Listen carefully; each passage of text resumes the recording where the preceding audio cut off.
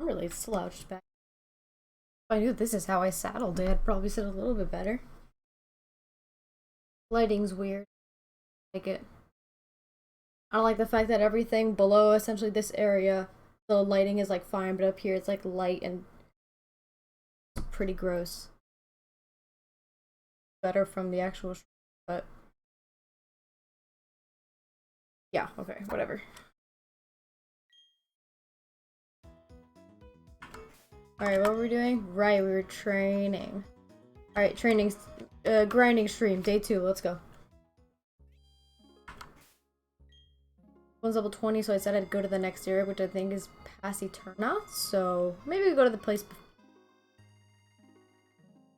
What are you holding? Oh, the lucky egg. Right, so you're...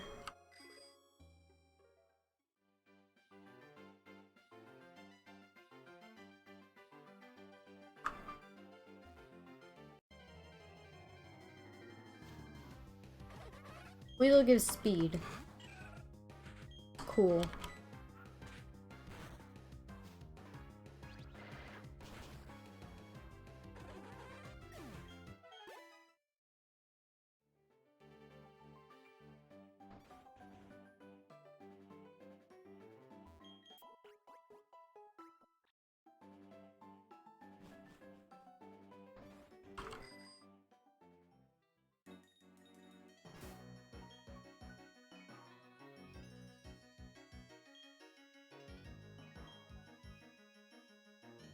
Grab my notebook.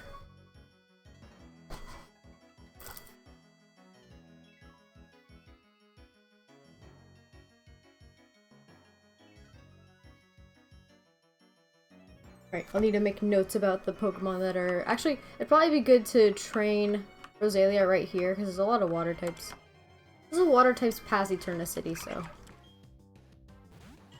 Pachirisu gives speed, I'm assuming. Never wrote Pachirisu down, I guess. I did not. Okay.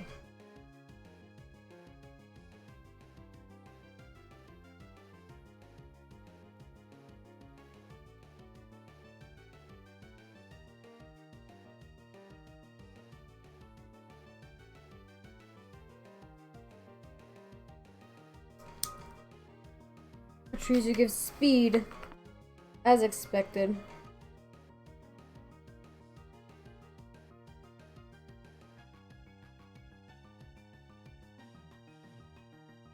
Which means Bofio will definitely take her out. Uh-oh.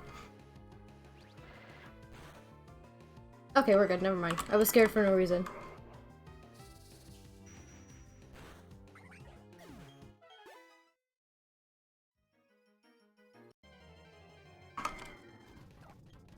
What does Shellos give?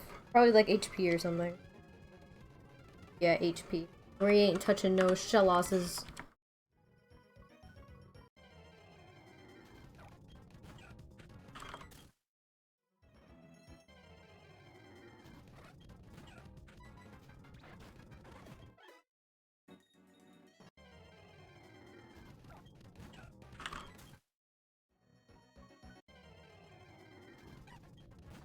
Hoppip. Special defense.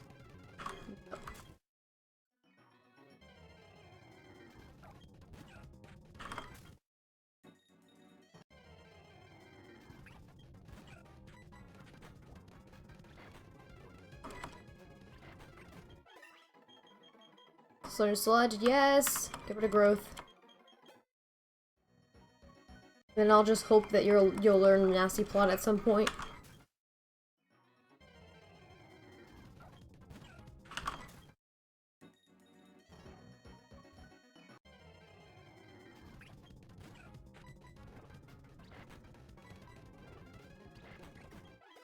Probably move to a different place.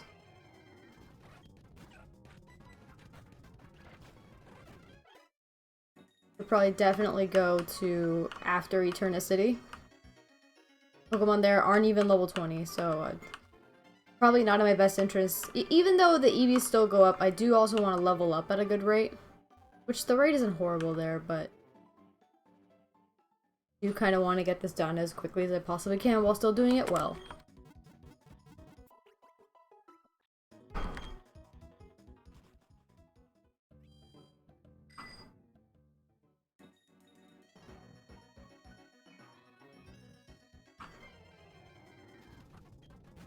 Meditate gives speed.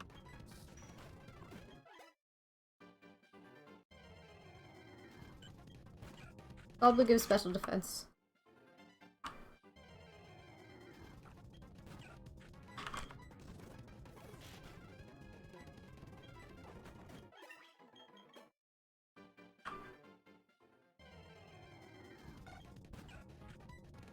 You give special attack.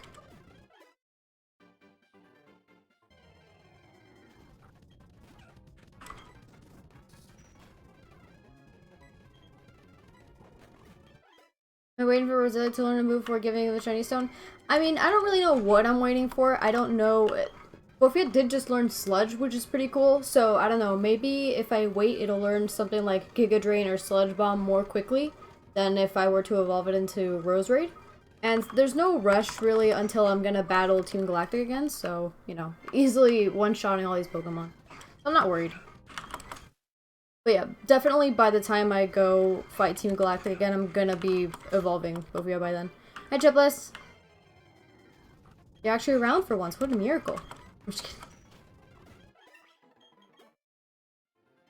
Cool. Yeah. That's the plan. That's the plan. Because, you know, that's what the game tells you and everything. It's like, oh, if the Pokemon doesn't evolve immediately, then it'll learn moves quicker. I'm like, okay, then I guess I'll just wait until I learn those moves, and then I'll evolve it. We're gonna be here for a while, so I have no problem waiting.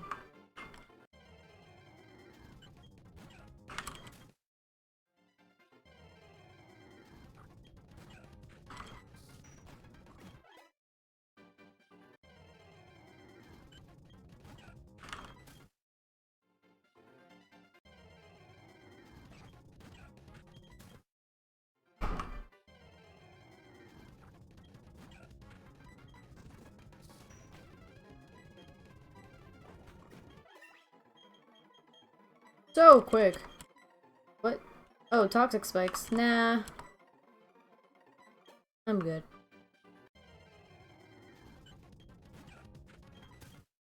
Maybe later I'll relearn toxic spikes or something like that, but for now, it's not really worth it. Especially since everything in Team Galactic is poison type. Okay, I have a video playing. You're not allowed to turn off, computer. Cheesums.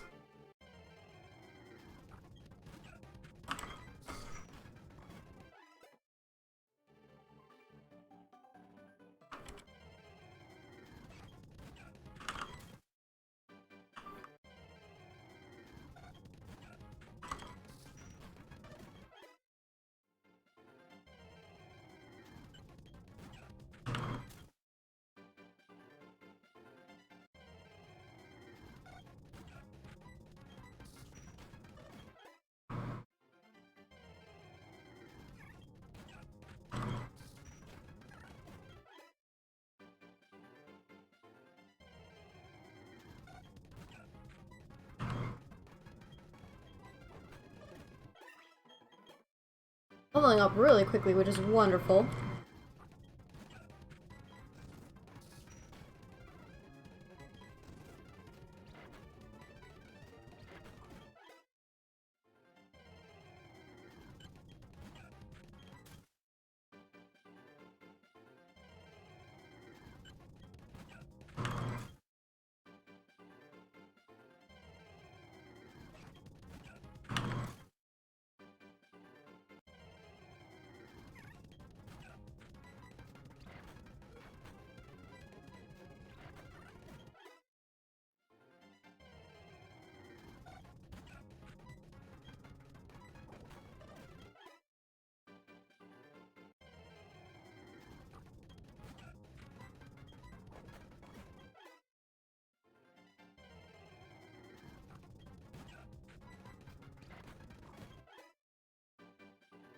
Would it have died if it didn't crit? I wonder. Training up Machop here won't be too bad because it's Machop and Teddiursa, and then is there anyone here who gives HP? Probably not, actually, at this point. Yeah, no. Well, Machop and Cranidos, so Chad and Crunch are going to be attack HP, so I'm probably going to have to move back to somewhere else that's earlier in order for the in order to give him the HP stat. I'm worried about Cranidos leveling up here because like Meditate's a fighting type that knows Force Palm, so I'm sure Cranidos can outrun it, and I could just run away from it. I'm not going to be fighting it, of course, because there's no point. But I also worry with the Machop, like, what if Crunch doesn't one-hit KO the Machop? You know, then Machop can potentially have revenge or something and completely get rid of Crunch. We'll have to see.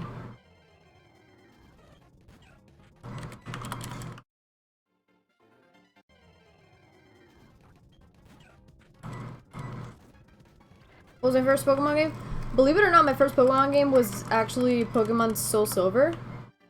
Which is weird because my first like handheld console was the DSi, which is weird because like when I was younger, the DS Lite, the original DS, and the Game Boys were all incredibly popular. Actually, my first handheld was not a DSi. My first handheld was a Game Boy Advance SP, the little square ones. That was my first one. No one bought it for me. I found it outside.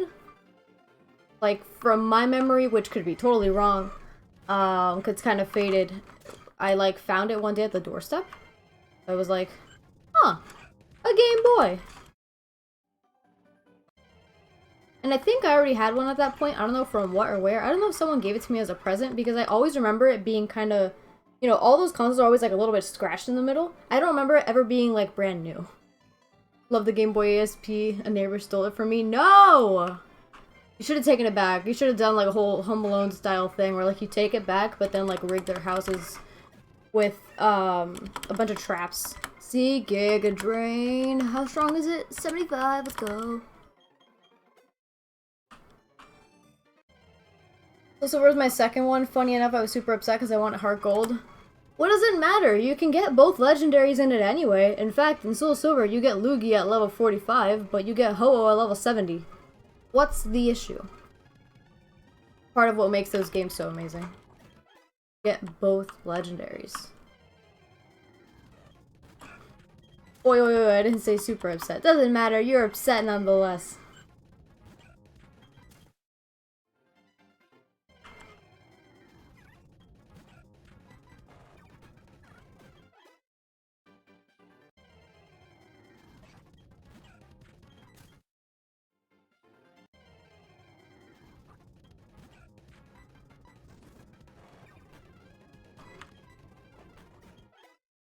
Something that made me super sad was, so ever since we moved to the US, like my family and I, my parents and I, ever since we moved to the US from Venezuela, every year we'd go back to Venezuela, you know, to visit our family and spend, you know, quite a while there. We'd spend a couple months, 3 months there every year.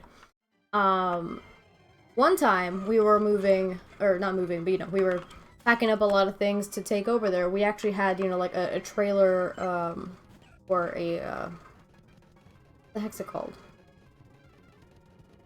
Yeah, a trailer for a truck, that's what it was. And we had all our stuff in there. It was a bunch of stuff we had to move. Because, my mom and dad had recently separated, so my dad was actually going back with all his stuff. And I'm like, oh. Depression. But a lot of what happened is that like our container from the truck apparently got robbed. So we lost a bunch of stuff, and like I had a Game Boy with like the controllers and you know all the cables. They stole everything except for the Game Boy. I had a GameCube. They stole everything except for the GameCube itself. Like they left the GameCube. All the cables were gone, the controllers were gone, but they left the GameCube. And when we got there and we started taking stuff out of the container, I saw it and I'm like, I started crying. I'm like, oh my god, my GameCube! My GameCube! And I don't know where my Game Boy is. Because I had a red one and I had a silver one. I gave the red one to my sister. The silver one's the one that I think we found outside, or, you know, wherever the heck we found it. We, like, found it. And I gave the red one to my sister so that we could each have a Game Boy. She was very tiny and couldn't play with it, but whatever. I gave it to her. It was just cool. I think it was the silver one that I ended up leaving in Venezuela. So I don't know what happened to it. It might be in Venezuela. It might be in a box somewhere that like I put it away like 10, 15 years. I don't know. Like my parents could have put it away before we moved or something, and I just don't know where it is. But I still have the red one, and I have another red one that I don't know where it came from. I don't know where do these consoles come from. I don't buy them. I don't buy things. I guess I just kind of find them. And yeah, so long story short, I have 2 red Game Boys now, and one of them I gave to my sister again. And I bought Pokemon Gold. It was a reproduction copy, you know, it's not like the original games or anything, those are expensive. But I got a reproduction copy from SuperCon. And I gave it to her for her birthday, and she got really excited. We started, like, playing for, like, hours and hours, like, the super old games. It was so fun. Then we stopped playing because, you know, you stop playing games. I haven't played since, and I want to, but no one's here with me. I'm by myself. I am alone, and it kind of sucks a little bit. Little consoles just keep spawning for you, yes. I am very much the kind of person that'll keep everything that I get. So, like, if I have 4 Game Boys, I am keeping all 4 of those Game Boys. I'm not gonna sell off 3 of them. Like, no. You never know what's gonna happen. I might need those 4 Game Boys. I'm not a hoarder, because I don't have them unnecessarily. I have... How many DSs do I have? I bought 2 more DSs recently from a friend of mine. A very close friend. Friend from middle school. He was like, oh, I'm selling these. It's $140 for everything. It was a DSi XL, a red one. That was like, no, a blue one. That was like brand new. And a red DSi. I had never seen them in these colors before. I mean, I'm sure I saw the blue one on commercials or something, but I've never seen a red DSi. It's like 140. It comes with the 2 chargers. The red one has a stylus, the blue one doesn't. And it comes with a bunch of, like, you know, little crappy games that are still fun to play. Because even though a lot of DS games are, like, pretty garbage, they're still fun. You know, they're like one-off games, but they're still lots of fun to play. So I was like, hey, I'll buy it. And then he's like, okay, cool. Do you have any particular games that you want? Do you want them all? Or... And I'm like, don't worry about the games. You can sell them off separately if you want to. I know some other people want just the games. And they're like, okay. So at the end, it cost me just $120. And I got 2 DSs out of it. 2 DSs with the chargers. One of them has a really weird-looking charger. But everything works, nothing's broken. I checked everything on the inside. So I have a Nintendo DS that I bought for $10 from a garage sale. I don't know who the heck would sell a DS for $10. The Nintendo DS. I have 2 Game Boys. Okay, I'll say 1 because of my sisters. A Nintendo DS, I have a Game Boy. I have 2 DSi's, a 2DS, and a DSi XL. So I have 6 of those types of handheld consoles. I also have a Switch. You're jealous? Dude, it's great. Now, granted, it's taking me years and years and years to have this little tiny collection of mine, you know? I'm not the kind of person who's out there looking. But it just so happens that I can have these.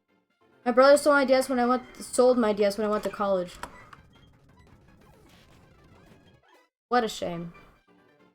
Is your brother older or younger than you? How the heck does your brother have access to your stuff when you go to college? How did you not bring that with you? I brought all my consoles with me. I have them all. They're all in a suitcase right now because I don't have any cabinets. Ow, I cut myself. With paper, I have paper cut. Ah, I'm gonna die. But yeah, I brought all that crap with me. And my mom's like, you don't need all that stuff. And I'm like, yeah, I don't need it, but I want to have it. He was looking to make bank as I left. Okay, but again, it belongs to you, no? I would never do that. I can't do that. Even if I know my siblings don't touch a thing whatsoever, I am not touching it unless I'm like, hey, is it okay if I have this? Or if I can use it? They always say yes, you know, but like, I can't. The idea of like, it's same with them. They would never touch something of mine unless they asked me. They used to, and then I got extremely angry at them. I'm not the kind of person to get into physical fights with my siblings because that completely destroys whatever bond we have. But yeah, it's just... Yeah, I can only take 1 luggage to Germany, so I had to choose wisely. Dude, all you do is wear a hoodie, and you put it in the hoodie. The hoodie that has a little string It's like you put it in and you tie it up and then you're good. You have a DS on the flight, bro. On the flight. And you know that thing's not gonna die during the flight. Unlike your phone. You understand? It is a necessity. I'd bring my DS everywhere. Every time we went to like... We'd go to Universal Studios and I'd bring my DS with me. Mostly because I took pictures on my DSi. I have so many jank pictures on my DSi, they're amazing. It's so good. It was so much fun too, I got so excited. I'm like, oh my god, this thing has a camera! And it's got filters! The DSi was basically the original like Instagram / Snapchat filter thing. It's so good. That would have been smart. Like, come on, bro. Also in Sweet Scent? No, stinky move. Oh, Bofia's level 30. Let's move on to somebody else. Let's move on to... Okay, so Bofia is special attack speed. So are Beatbox and Chester. Let's go to Chester next.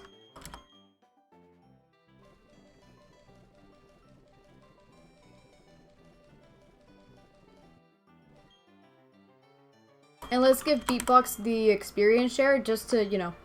I like seeing... I know it's going to take twice as long to level up Chester. Or technically 0.67 more, so like 1.67 times as long or whatever. I don't know the semantics, but... It'll take longer, I'm aware. But... I'll feel a lot better when I go back in. I see that that Chester's level 30, and then I'll see that Beatbox is like level 27, you know?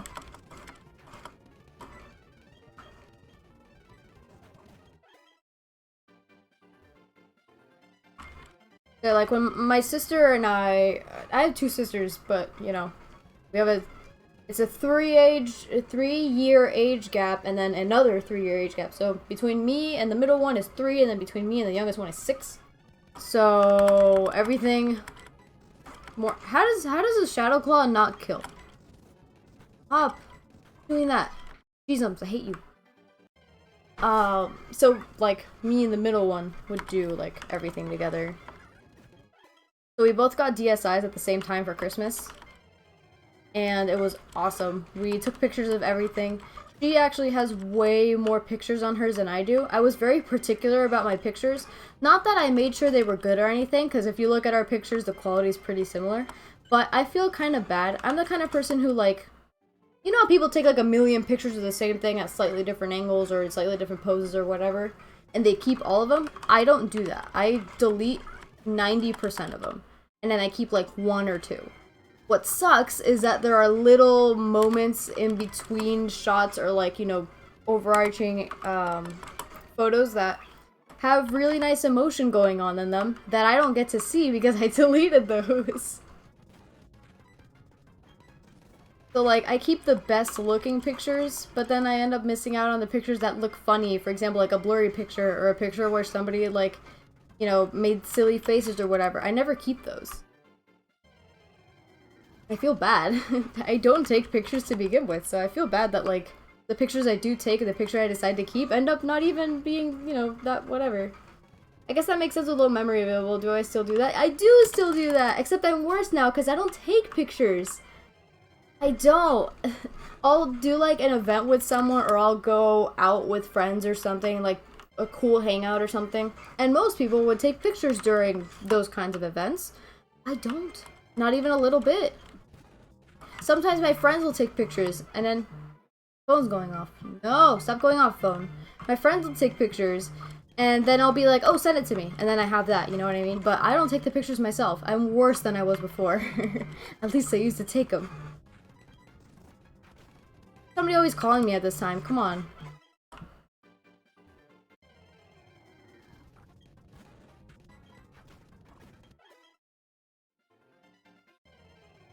I hope it's not either of my parents, because I called them both earlier and neither of them responded. That's a lie. I called my mom. I didn't call my dad. Because my dad's at work. So.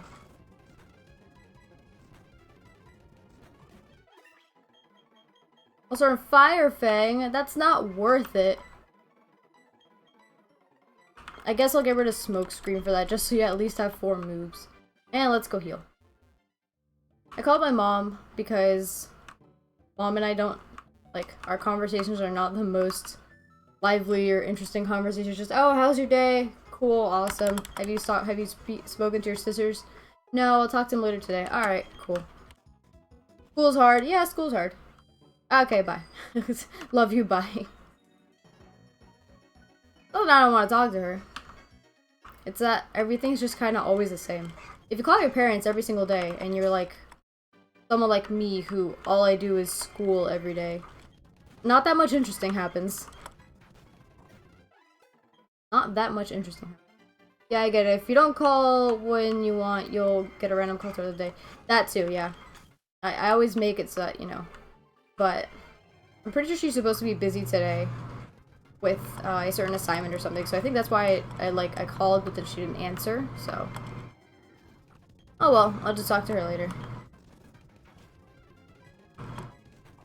Meanwhile, my dad will sometimes call me randomly through the day, but usually it's at night when he gets back from work. Because he's literally busy all day. Also, in Moonlight, no. Can you learn a better bug move? Like Bug Buzz? Bug Buzz would be a really nice move. Or Signal Beam would be cool, too. How much HP do you have? Oh, slightly more than 40. I see.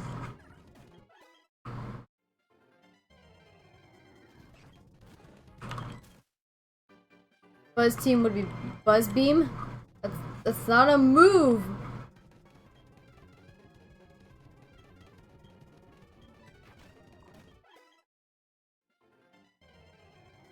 Dummy.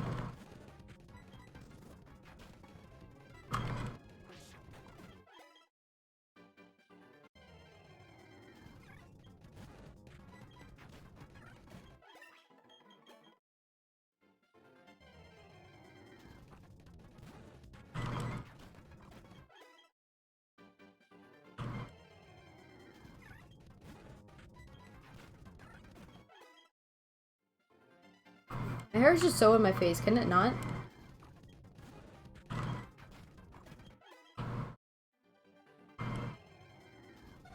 Thankfully, we're getting to the level where we were before, which is wonderful.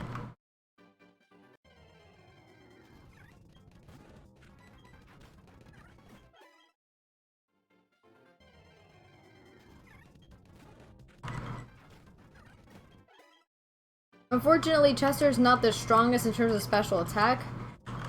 Like, in general. But eventually, when Chester is a Charizard, it'll be a lot better. Oh, something else I don't like. I don't like what Charizard looks like in this game when he's on your side. I don't like his sprite. His neck is like completely turned like this. And I don't like that. I feel like they could have done something cooler with his design because they make it look like you're above him. You know, like you're like bird's eye view kind of above him. So the sprite just looks really weird to me.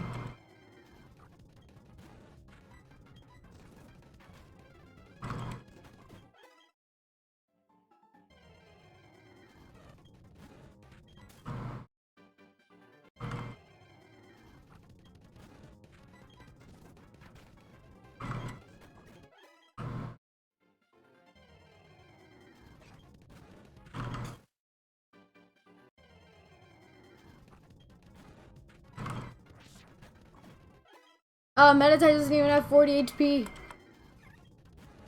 But somehow Chingling does? Yeah, they tend to. See.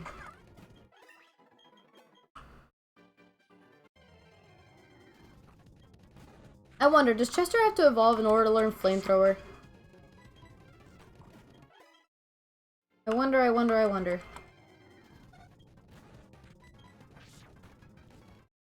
Not to teleport it, no!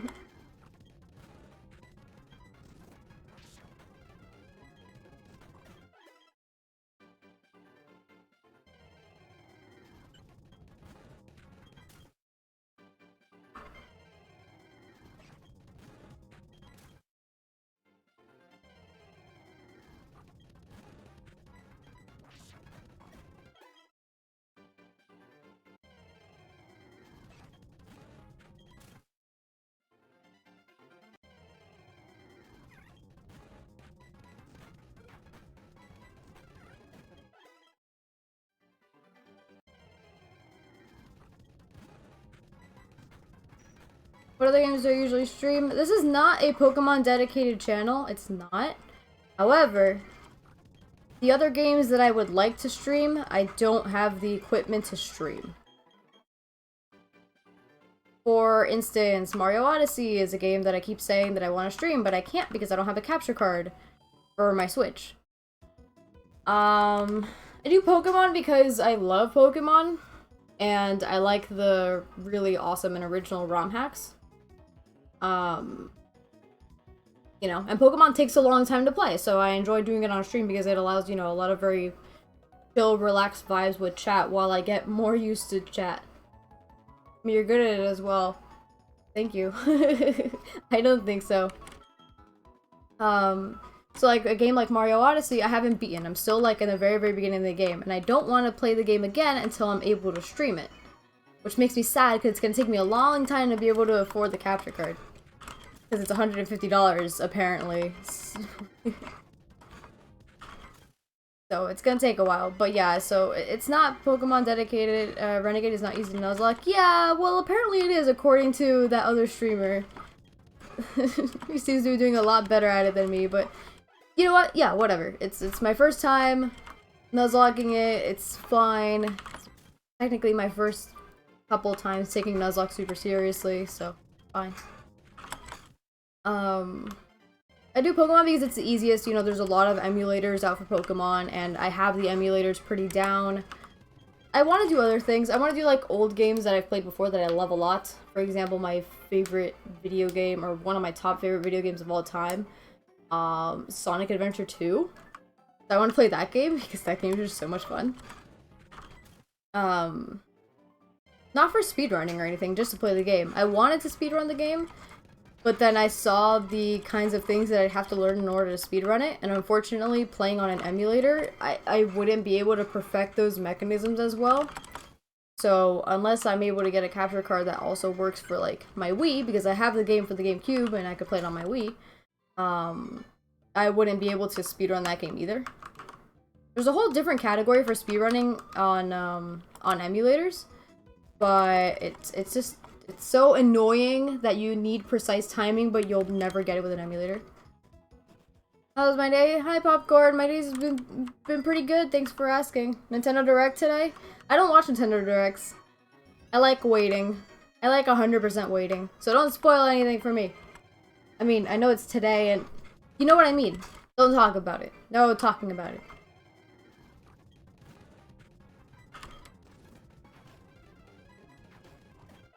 Okay, good to know I won't. Cool, thanks. No spoilers for Nintendo Direct. I used to watch them. You know how, like, there's Twitch live streamers who, like, will watch it live on stream for everybody to talk about and stuff? I used to watch them then. And then I'd be like, oh my god, this is so awesome, but I feel like I would have preferred it if I didn't see it, so now I purposely don't watch it. I'll just sit here and hope for Diamond and Pearl remakes to come out and then cry when they don't. Every year that they don't come out, I will cry a little bit. A single tear will be shed.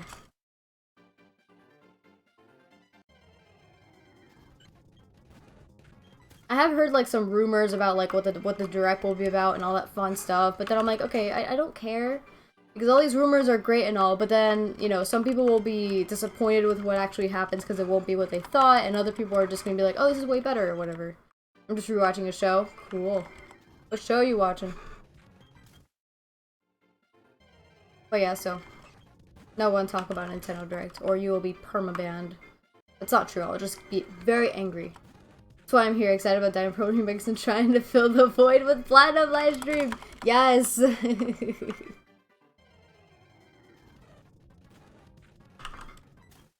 See, as much as I say 4th gen is my favorite, I say it as a Soul Silver player, you know? So, like, does that even count?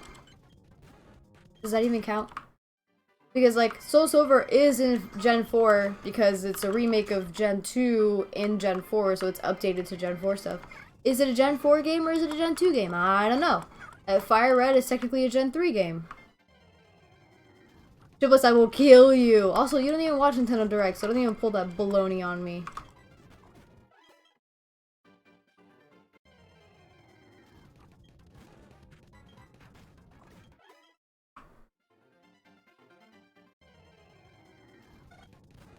Triplets thinks that giving people mild heart attacks is fun.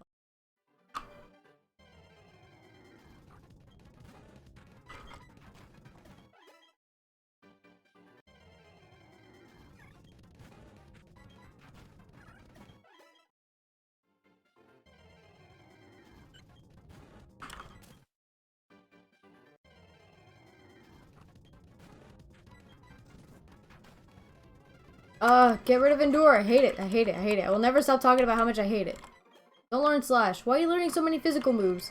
I love that Charmeleon learns like a lot of physical moves and doesn't learn special moves until it's Charizard. And even then, Charizard's first move is Wing Attack.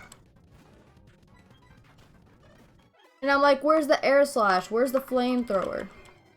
Where's the Dragon Pulse?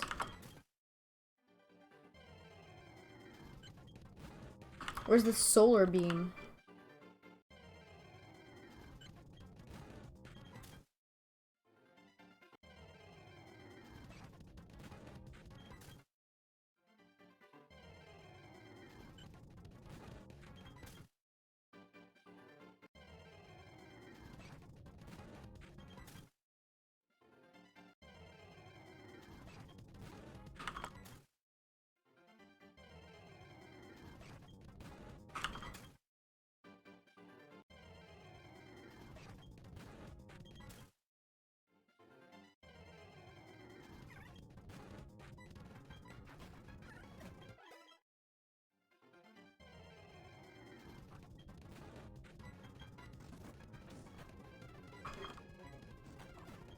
How many hours did I put into Soul Silver? Did I stop after defeating the Elite Four? Absolutely not.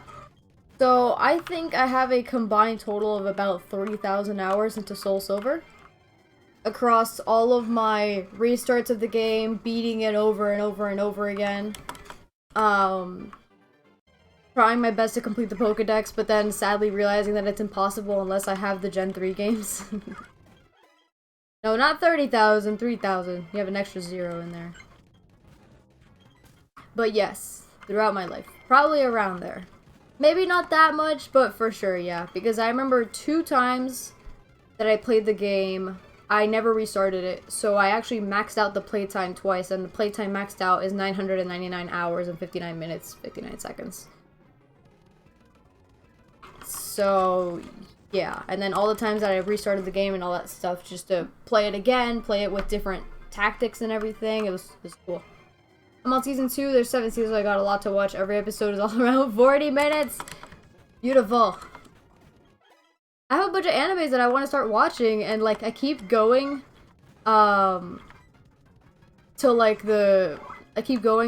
the program that I watch it on, and I'm like, but I know I'm gonna get super invested, and then I'm not gonna stop watching it, and then I'm gonna miss out on important things like work and stuff. So then I don't watch it, and then I get so sad. And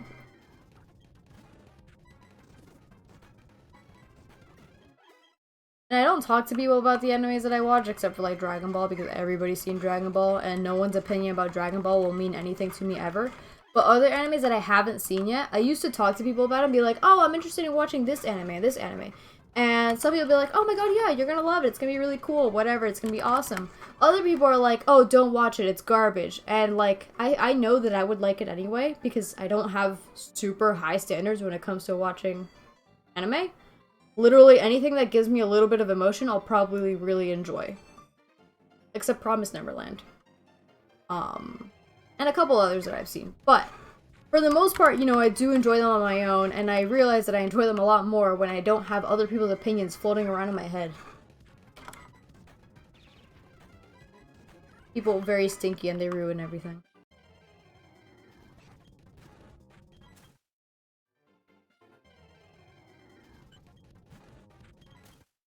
Also, I always felt that anime was something that I should watch with someone.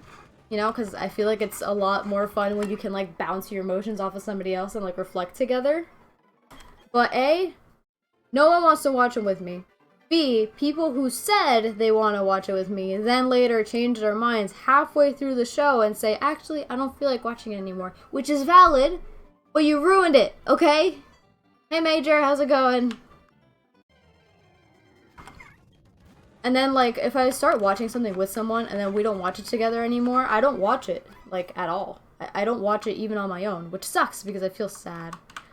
I'm like, man, I really want to finish it. It was going so good. I loved it. Like, you know, like all the emotions, all the fun stuff, all the action sequences. It was so cool. And I can't watch it anymore. Fine, what about you? I'm good. I'm good. I'm good. Talking. Trading up my mons so that they're not useless. That's why I stopped rewatching my comfort anime. I want to watch it with someone else. I see, I see, I see. Understandable. It was like this anime that I started watching by myself, and if I watch it too much, I won't, I'm assuming you mean I'll no longer enjoy it. I get that. There's this one anime that I love watching. I watched it, like, it's not complete yet, even. You know, I watched it when it was only, like, the first season, and, they were pushing out new episodes every week. And I would keep re-watching the episodes even after it got updated. So every time a new episode came out, I'd re-watch the entire thing.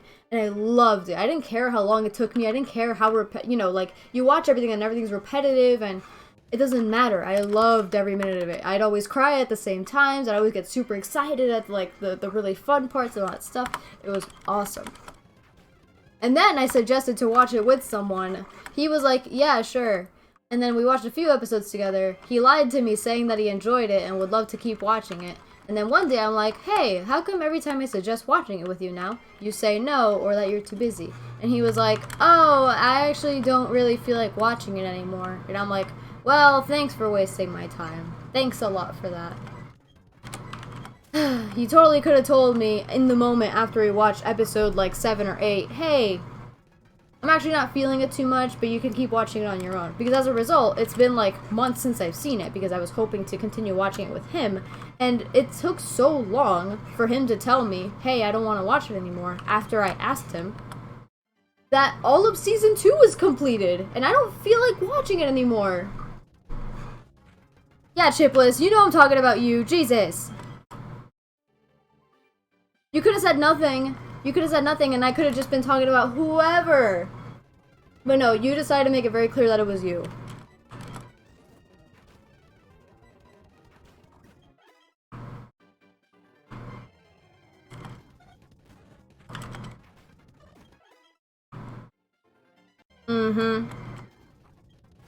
So I'm sad. And then, like, this summer, I think season 3 is gonna come out, and I'm like, I keep checking back to see how it's being updated, and I look at the thumbnails, and I look at a bunch of little things, but I never actually watch it, because now the experience is gonna be completely different for me. It's been months since I watched it. It's been months since season 2's been completed. Season 2's been coming out since last summer, to give you an idea.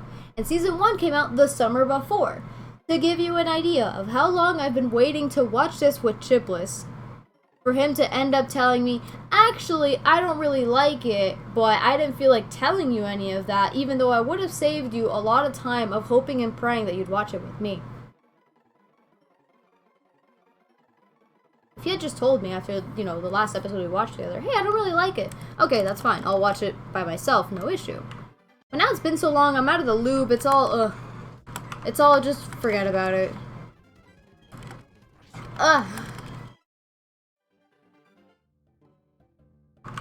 Esther's almost at level 30. Ranting a lot makes us go by quicker. So does the lucky egg. The lucky egg helps a lot too.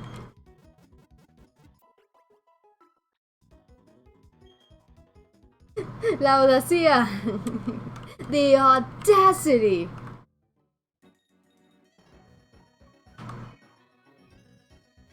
Oh my god, you could put it... That's... Oh my god, you could combine them. That's adorable, but also heartbroken pie. Broken heart pie.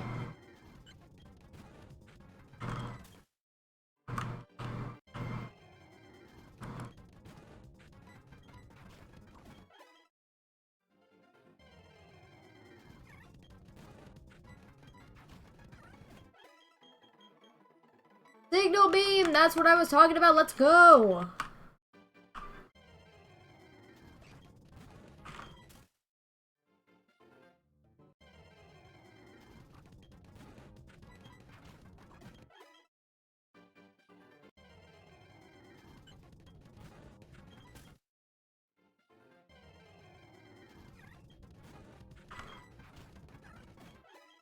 I'm hoping Chester's strong enough that I don't have to keep relying on Shadow Claw in order for, you know, him to one-shot or one-hit KO his opponents.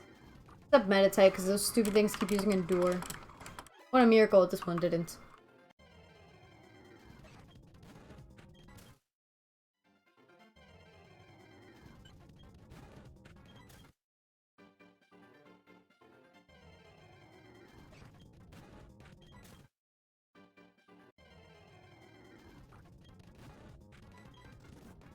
Endure! Double Endure! Thinky Endure.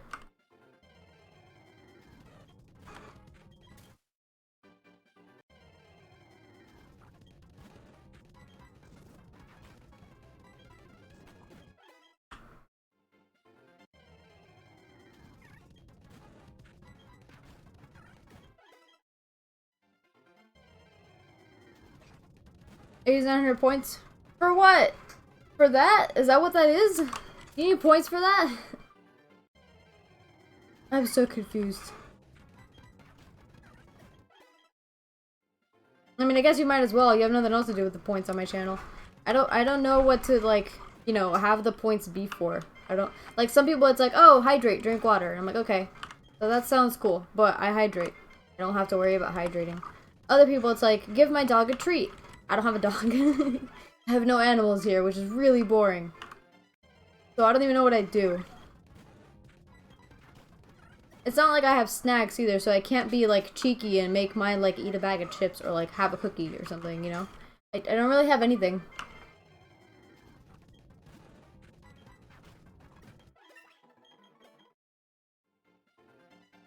I love that.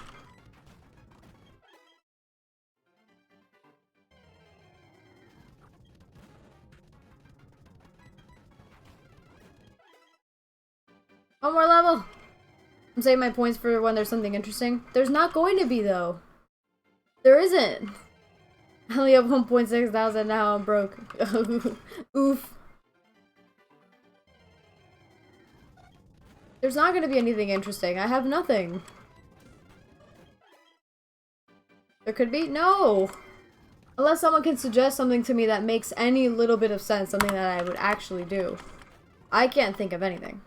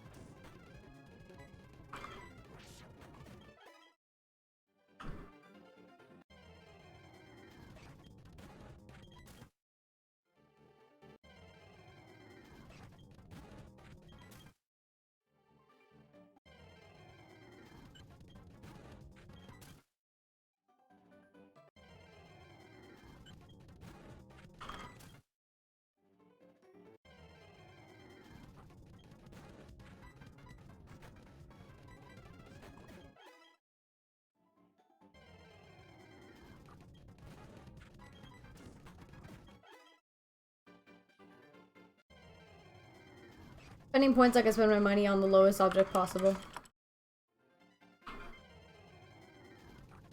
Is that also what you do when you go on dates with people?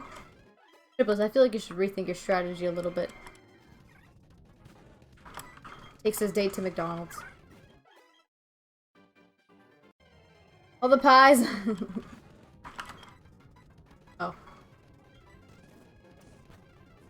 Yes, get burned! Yes. Cool.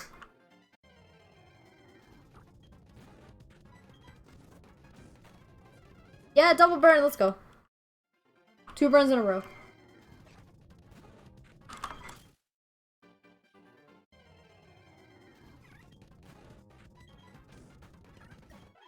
Now, for dates, the money tends to be high, but the object is still low, just in height. Are you calling your date an object, Chipless? I feel like you should rethink what you just said.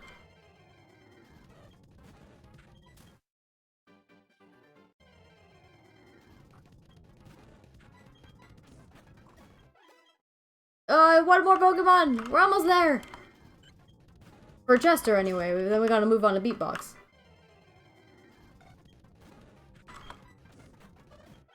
Let's go, level 30. Let's start Flamethrower! Yes, get rid of Ember! Let's go!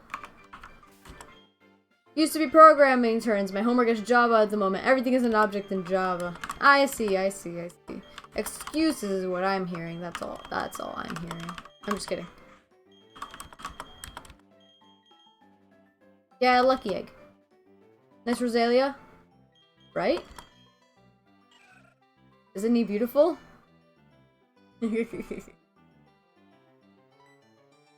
Oh, Bofia, but you haven't even seen all of it. You haven't even seen all of it.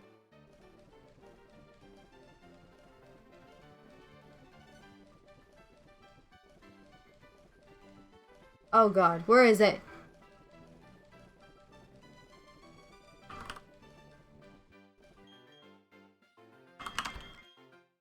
I was waiting for Bofia to show up. He's literally going tee-hee-hee. We have a Rose right now. Let's go. What a quirky Rose raid. Look at that. Beautiful. Look at those stats. Oh, that's a nature. Look at the... Actually, those are pretty good stats. Nice. Very nice stats. Sophia is a girl. Chipless, you go eat a foot, okay? You called your date an object. I don't care about your programming. You were mean. Look at that special attack and look at that speed. Look at that special defense. Technician powers up the Pokemon's weaker moves. Ooh, that's good because then stuff like Giga Drain gets powered up. Objects are everywhere. I don't care. Let's see, what'll get powered up? So Giga Drain and Sludge get powered up because these are the weaker moves. Heck yeah! Let's go. Alright, we're gonna go for Beatbox now. Beatbox is also speed special attack. Wait, so everyone on chat is a programmer? No. Sophia is an object, for example, just a bad one. I'm an object, just a good one. Chipless, you are the worst kind of object. Based on what you're saying right now.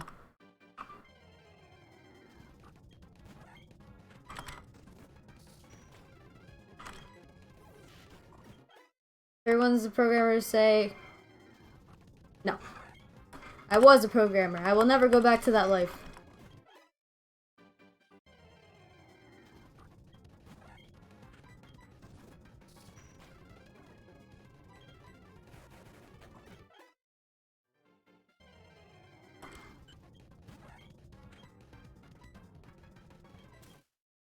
I can program my microwave. Does that count? No.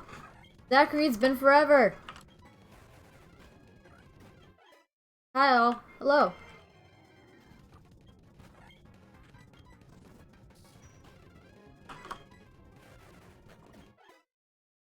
I really hope Beatbox learns Thunderbolt or something.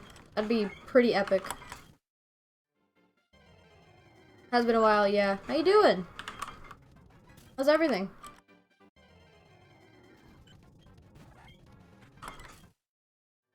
I'm glad that I can recognize people in chat. Because something that I noticed about like a lot of the, well, when I used to watch a lot of streamers, been working through some issues. Oh, I totally get that.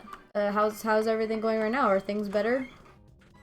Something that I would often be like, oh my god, I can't believe it, is when streamers recognize people in their chat. And I get it if it's someone who's there every single day. But some people don't show up for like a few months and they're like, oh my god, hey, glad to see you back. And I'm like, how do you recognize them? Well, IDK if there are issues. Not really, but looking on the bright side. Oh? And I'm like, how do you recognize them? It's so cool that you can remember them. And then I realized, oh, you remember them because you actually care that they're there. Interesting. How y'all doing? I'm doing good. Very talkative today. I'm very chatty. I don't know why. I don't know what happened to me. I did have M&Ms earlier, so mini M&Ms, which are the superior kind of M&Ms. So that's probably why I'm so talkative. I literally had mini M&Ms right before the stream. And not even like a pack of mini M&Ms, but the mini M&Ms that come on top of a little vanilla yogurt packet. Those are the M&Ms that I had. I had a yogurt packet and...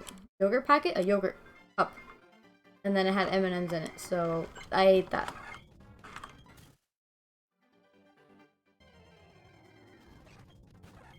but how are you? You've always been talkative that I noticed. Peanut M&Ms are the best. Peanut M&Ms are also very, very good. But I prefer mini M&Ms. I mean that as a compliment. I take it as a I'm not sure, because I like to think that I'm talkative, but at the same time I notice sometimes in my streams, like, let's say, like right now I can see on my side at least, 7 people are watching. There are 7 viewers. There could be 7 viewers at any given moment, but if it's people who don't talk at all, so like I'll have 7 viewers and no one's talking, I'll kind of get quiet at one point. That sounded bad in my opinion, my bad. No, it sounded fine. Don't worry, you didn't offend me in any way, I didn't get upset, it's okay. I didn't take it in any bad way. Sometimes I go quiet during my streams, especially like during grinding times. If no one's talking in chat, I won't talk either. Which makes me feel bad because I should be talking because I'm supposed to be like the entertainment or whatever. You know? But sometimes I don't really have anything to talk about. Sometimes I just lurk and usually still keep conversation going, which is hard. Yeah, I get that. I see some streamers that I watch, like, they'll just talk and talk and talk and talk, and I'm like, how the heck do you keep thinking about things to talk about? So you're doing good in my opinion. Thank you. Thank you for that. That's really nice. It makes me really happy. My fingers, on the other hand, hate me. Hey, Popcorn.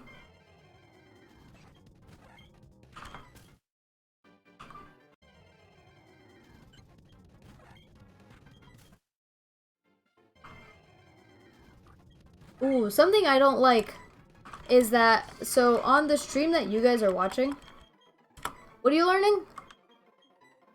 Ooh, tail glow! What should I get rid of? Because I'm totally getting tail glow. It boosts special attack by 3 stages. No, don't give up, don't give up. Don't give up. What should I get rid of? Shadow Ball or Dazzling Gleam? Let's see. Dazzling Gleam, Fairy is good against Fighting, Dark, and Dragon. Shadow Ball is good against Ghost and Psychic. I guess I'll get rid of Shadow Ball, I guess? Should I get rid of Shadow Ball? Cranidos Crunch will learn Crunch. Roserade also knows Shadow Ball, so... Yeah, Dazzling Gleam would be good with double battles, you're totally right. I'll get rid of Shadow Ball. I know Tail Glow now, that's so good. I think, maybe not in this game, but I think in this game too, Tail Glow boosts your special attack by 3 stages. It said sharply in the description, but I'm hoping that Tail Glow is like, you know, updated to how it is in other games. Which is usually what Drayano does, so I'm sure it's 3 stages. So using Tail Glow once will more than double your special attack stat. Just using it once. So you only have to use it 3 times, I think, to fully have a full special attack. I played this game multiple times, I never noticed that move. Oh, because this move might be exclusive to... First of all, not a lot of Pokemon can learn it. It's, like... I think, like, Manaphy can learn it, but who the heck has a Manaphy? You know what I mean? In these games, in order to get Manaphy, you have to get it from Pokemon Ranger. Which is so annoying. Like, those kinds of transfers that no one knew about. Not a lot of Pokemon can learn it. It's mostly bug types or Manaphy. Maybe Phione can learn it, but no one uses Phione either, so we wouldn't know. And maybe it's not a, maybe no one in Gen 4 can learn it. It's definitely a Gen 4 move, because again, Manaphy can learn it. But I don't, maybe it's even a Gen 3 move, I don't know. But I've never seen any Pokemon either who, like, can use it, you know what I mean? In competitive battle, totally, but it's competitive, it's different. Only bug move that raises stature I remember is Quiver Dance. Quiver Dance is also super, super good. I can't remember what it boosts. I think it's like speed, special attack. Speed and special attack and like special defense or something. I can't remember what it is. But it's so, so good.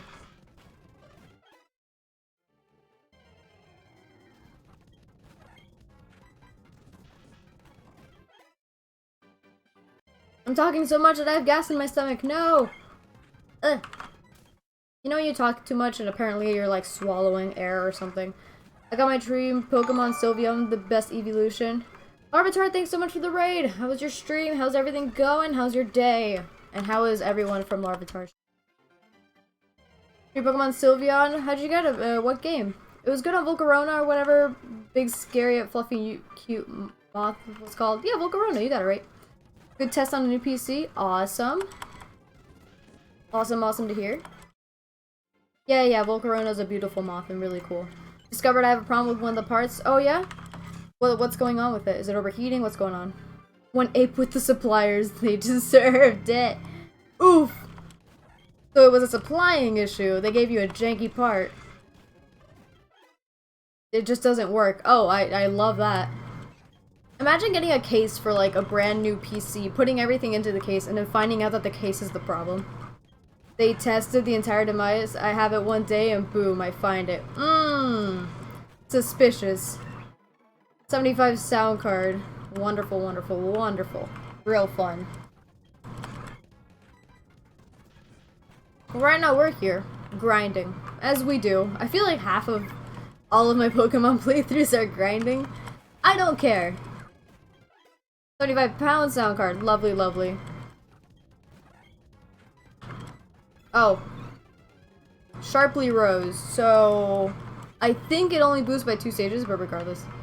Nintendo Direct in 3 minutes. I'm not watching it. Do not spoil anything from Nintendo Direct here, please and thank you. I choose not to watch them because I don't want to get too hyped about something that's going to take like another year to come out. Or even a few months. Because guess what? Even if a really cool game, spoiler is it exists and that's about it. Thank you. We already got spoiled about that though. Suckle came in screaming, literally burst through the door and was like, Nintendo Direct! And I'm like, okay, calm down. This weirdly got raided by Larvitar, super weird to me. What do you mean?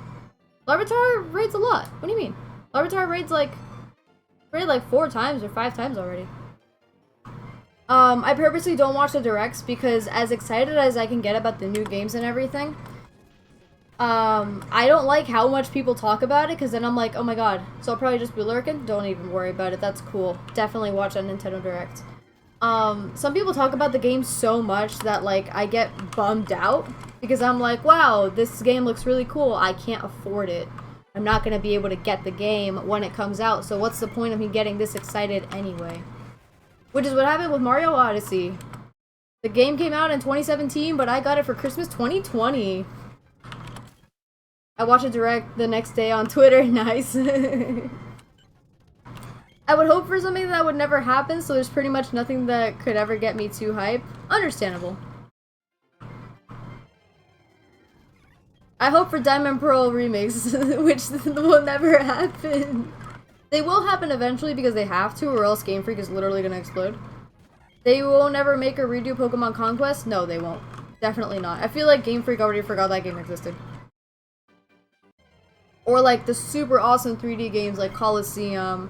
Even something like Stadium. Like a Stadium remake would be epic. They did remake Pokemon Snap. So Conquest came out between Black, White 2. Yeah. I just want the exact Diamond and Pearl, but in Switch. That Larvitar sob is so sad. This is true. And then XY happened, and it came out at a very, very bad time. Definitely true. But XY was phenomenal. One more level on Beatbox, and then we gotta move on to the dinos. The dinos and then some dinos and then Machop. What about Pokemon Y? Pokemon Y is epic. A collection. Look at those! They're so cute! I love them. I need to make more. Jesus. I hate that I only have one. I just never have time to make more. Okay, this weekend I am making more emotes. I promise by the end of this weekend, or like by like, you know, Monday, I will have at least an emote completed. Maybe not approved because that takes a few days, Twitch staff. But I will have one done. I don't know what it's gonna be. I have one that I'm working on, but that's for tier 2 subs, which I'm not gonna get for a while, so I'm not worried about it. But I want to make another one that like everybody can use. I don't know how to make that work though. Like general emotes. I think I need more channel points for that. I don't know. I think I have a slot, but we'll see. Ow! My arm! It broke.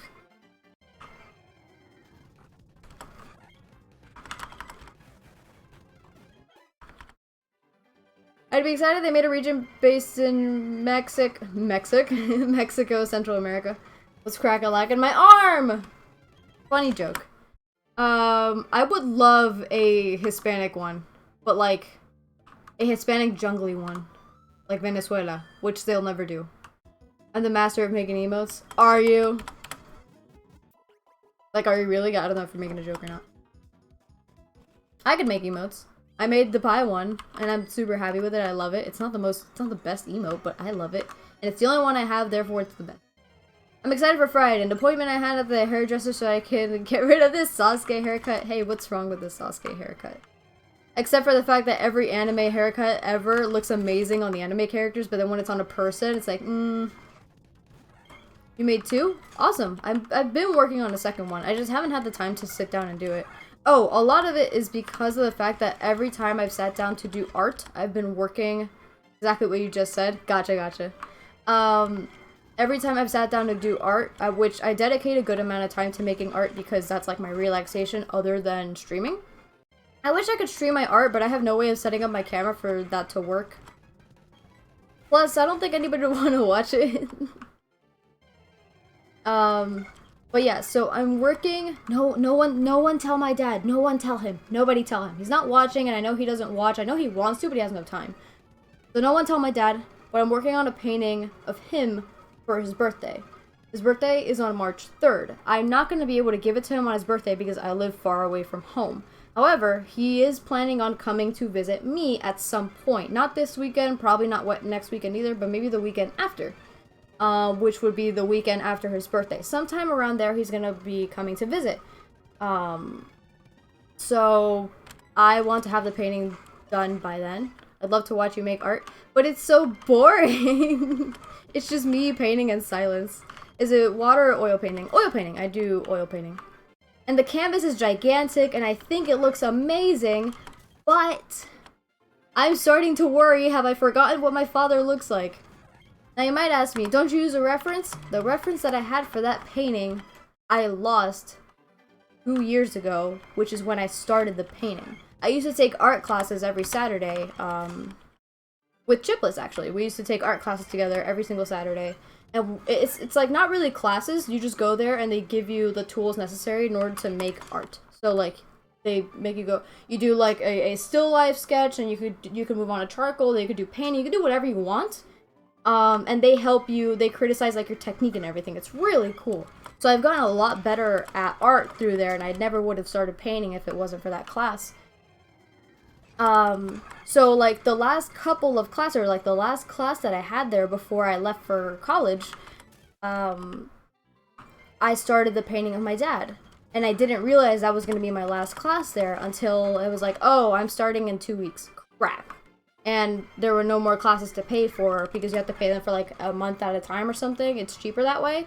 So it just didn't make sense for me to go anymore. Because I had to pack and get ready and go to orientation, which is the week before I go, and it's kind of annoying. Alright, B-Box is at level 30. I didn't even forget what your dad looked like. Okay, you don't understand. It's not forget what he actually looks like. I could never forget what my father looks like. But you, right now, try thinking of someone close to you. You know, your mom, your dad, partner, friend, sibling, whatever. And think and draw them. Can you do it perfectly? No. Some people can. And maybe you can. I'm not going to say that you literally can't. But most people cannot do it super well. I have spent my whole life drawing without references until I started taking that class because, you know, a lot of it was doing it with references. Yes, you can? Oh, good for you then. You're one of the few. I think I'm capable of doing it, right? But because this painting is so big, like it's not gigantic, right? But the painting, it's a portrait. It's just, you know, it's my dad's face, part of a shirt, and then just a green background because that's his favorite color. I want to keep it, you know, simple because I want it to look good. I don't want to focus too much on the background and then take away from the face. Because the face is bigger than, like, if I put the painting next to me, the head is a lot bigger than, like, what my head looks like. Because of that, I'm worried that some things are a little off. You know? I can remember my friend's face too in certain detail. Oh, in too certain detail. But if I draw her, she'd be looking like Shrek and Godzilla made a baby. You see what I mean? Like, you could probably think about someone. This damn autocorrect, I love it. You could probably think about someone in great detail. Like, I don't doubt that people can. However, it's gonna be very difficult to be able to recreate them. What the heck is Crunch's speed? Oh, your minus speed. Wonderful. Okay, you're all very slow, which scares me. Since Chad and Crunch need the same thing, I'll go with Chad. Give him the lucky egg, and then give Crunch the experience share, because I'm scared. Beware the Machop revenge. Exactly, that's why I'm not doing it with Crunch. Alright, Teddy Ursa's perfect. So, it's attack HP, so it's, attack HP. Oh, maybe I should go to the forest for this, because Shroomish gives XP, Blackoth gives HP, Paris gives attack.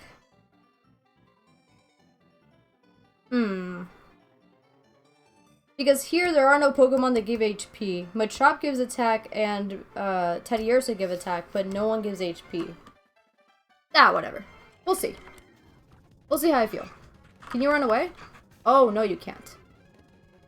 Okay, so Chad can't even run away from Meditate. We're definitely going to be going to the forest. Look at that flamethrower. Okay, so we're definitely going to be going to the... Oh, no. Dang it. I gave Crunch. Crunch's first EV was special attack, or speed. Ah, whatever. Not that bad. Let's heal and then head to the forest. What sucks too is that there are a lot of psychic types on that route. So that sucks for Machop. Because, like, there's Meditite, and then there's also Natu, which is incredibly fast. And then there's, Swablu, which knows Pluck, which is also very fast. So let's go here. What does Nincada give? Nincada gives defense, so we're not touching Nincada. Baneri gives speed, right? Yeah, Baneri gives. Not touching Baneri's. Go away! Go away! Oh my god! Maybe Crunch would be better here because Crunch is a rock type. Ah! What does Slowpoke give? HP. Well, I'm gonna run away. Where to... No. Okay, another Slowpoke. That's okay. Chad can at least outrun a Slowpoke. Thank goodness. Imagine if Chad couldn't outrun a Slowpoke.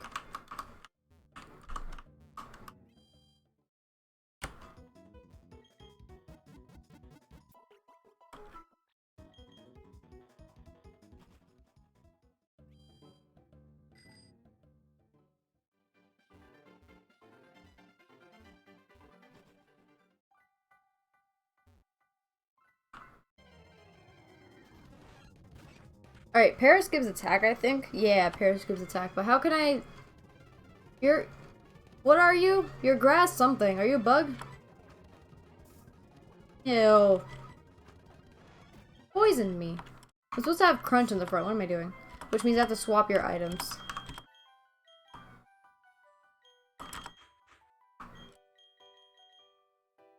Give you the lucky egg. And give you the experience share. And let me just heal your poison real quick. I have 6 antidotes. We're good.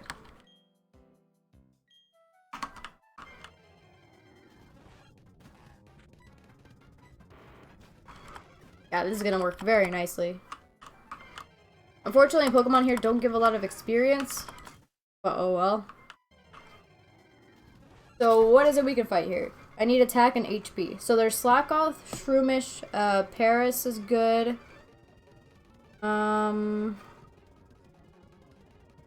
Progunk I think as well. Yeah, cool. Very nice. Also, now I know Paris is a bug type. I never knew if it was like grass bug or like poison bug or grass poison. Baneri bad.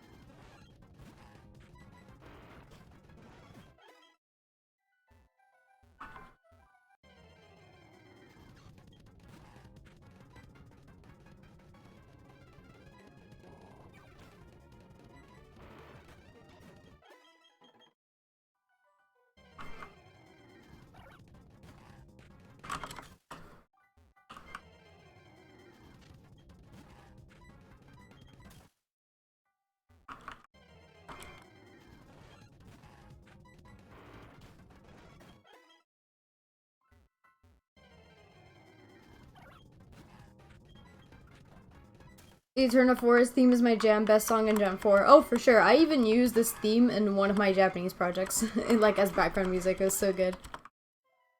It was storytelling, so like, how could I not?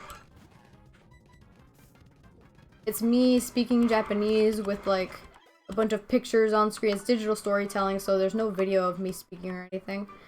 And it's just super relaxing. And my voice in Japanese, let me tell you, very soothing. Very different from how my voice is right now. Basically, my voice in any other language sounds very different from my voice when I'm speaking English. It's really weird. I don't know what it is about English. But, first of all, when I speak English, my voice is deeper. And secondly, I sound much rougher when I speak English than when I speak, let's say, Spanish, or when I try to speak Italian, or when I speak Japanese. Really weird. What languages can I speak? Spanish is my first language, then English, of course. Kind of Italian, not very much I will. ¿Cuántos lenguajes habla? Técnicamente tres? Technically 3 languages, because... Yeah, I can say I speak Japanese. I speak Japanese on an intermediate level, therefore I can speak Japanese. It's not like I can just say, hi, good morning, and then, like, that's it. No, no, no. I can speak. What does Tailo give? Probably speed? Tailo? Tailo gives speed, yeah. We ain't touching no Talos. I can understand Italian, and that's about it. That's cool. Thank you. I think it's really neat to be able to speak more than one language, especially when you come from a family that speaks different languages. So, it's really important for me to speak Spanish, and I'm really proud of it. I have a lot of friends, well, not a lot of friends, but I have some friends who, for example, like, their parents both speak, or, like, this friend of mine, her mom can speak Spanish, but her dad can't. So, as a child, her mom never taught her Spanish because her dad wasn't okay with it. It's always fun to be able to speak multiple languages. Yeah, I think so. Alright, Crunch is definitely gonna die against the streamer, so we're gonna go to Chad. Oh yeah, definitely would have died. How did you survive? Chad, you gotta get those attack stats up, my dude. Ooh, stop going through there. I hate this route.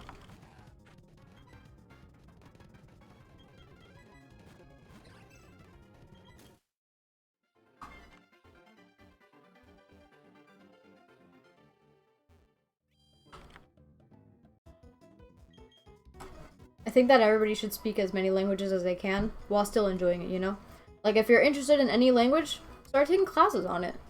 If you're legitimately interested in it. And if at some point you feel, oh, I'm not interested anymore, then just stop taking classes. There's so many tools now for people to speak different languages, or at least learn some, like, foundational stuff. I can relate to that friend of yours, except my dad never taught me any language, and he spoke 5. What? Come on. Missed opportunity for sure. My children, they're gonna know all the languages that I know. Regardless of whether or not my husband knows those languages, my children are gonna learn it. And therefore, my husband will have to learn them too if he hasn't already. What the heck do you give? Blackout gives HP. We're killing you. No! Dead Slackoff. My dad, he's the one in my family who speaks Italian. And how much is 60 and 40? Okay, cool. So my dad can speak Italian because he was raised in Italy. His dad was Italian and all that stuff, so that's how my dad knows Italian. But he could never teach it to us because I've said the story before, like how boring it is. He never taught it to us because he has no one to talk to in Italian. So to him, he says it's very difficult to, like, try teaching it to us when he doesn't have anyone else to, like, reflect off of. Which I understand. But at the same time, I'm sad that I can't speak Italian. Because then, like, we went to Italy one time. Bidoof gives, okay. He gives HP. Because then we went to Italy to, like, meet our Italian family over there. And it was wonderful. Getting to meet them all was really, really cool. We have so much family. We have a ton of family in general. But in Italy, we have so much, and, like, they had apparently heard all about us because of, like, my dad and his brother and sister and their family and their parents and everything. So they knew about us. We didn't know much about them. And talking to them was so cool. Because we know Spanish, understanding Italian was not super difficult for us. But we really wish, like my sisters and I really wish that we could speak to them fluently, you know? At least have an actual full conversation with them without having someone else translate for us. So it made me sad. I'm like, you know, like... So... And I tried telling my dad, like, hey dad, you know, like, if we really try this together, then we could end up being the people you could speak Italian to. But it just never worked out. And it makes us sad. But it's okay. Eventually I'll learn it, and it'll be all cool. Then I'll speak to my dad in Italian, he'll be like, oh my god.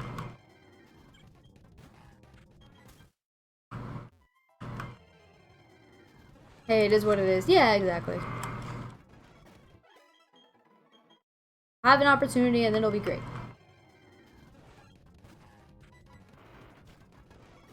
What languages can y'all speak? I'm interested in that. A worker, that's what I was gonna read. A co-worker of mine was from Mozambique. He spoke Portuguese, so it was really cool communicating with him. Me speaking Spanish. Oh, I see, I see. You speak Dutch and English. What do you mean only Dutch and English? You know most people can't speak Dutch, right? Dutch seems like a really, really cool language. I've heard it in like some TV shows and stuff. I don't understand, but it sounds really cool. So yeah, like when you speak Spanish, most, except for French, of like the Romantic languages or like the Latin languages are easier to understand. Speak German, Spanish, and English. Ooh, interesting. Spanish from where? From what country? Or did you take like Spanish classes or something? I have to ask.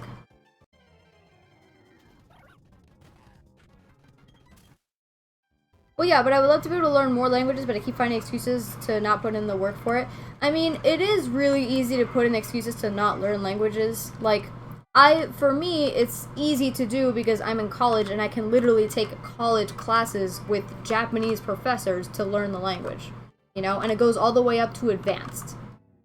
Soy del Salvador. Oh, cool, cool. I don't know what your accent sounds like, if you were to, like, speak. First of all, I'm not good at recognizing accents.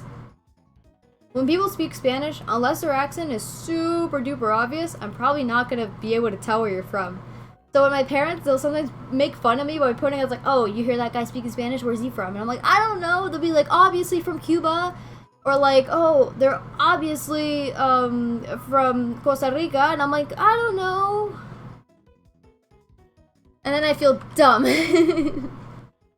I can totally tell that they have an accent, and I can totally tell that their accent is different from what I'm used to hearing, but I can't identify where. So, I don't know what El Salvador's accent is like, and I don't know if like you have very different accents in different places. You know, like in Spain, where they have dialects that are so different that you might as well be in a different country.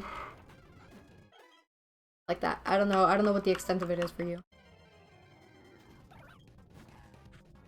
Accents are a different breed of language, pretty much. Okay, so it's like Costa Rican accent, but we eat a lot of leather. Oh, you eat a lot of letters? I'm Venezuelan. We eat all of our S's. Basically every other S.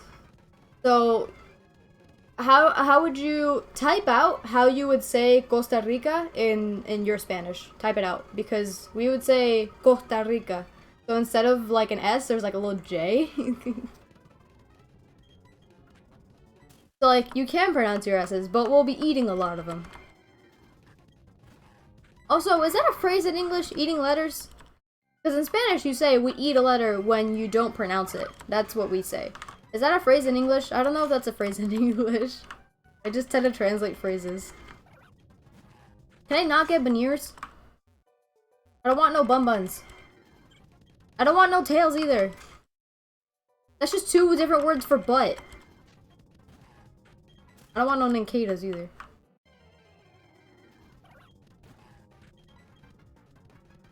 Let me run. There we go.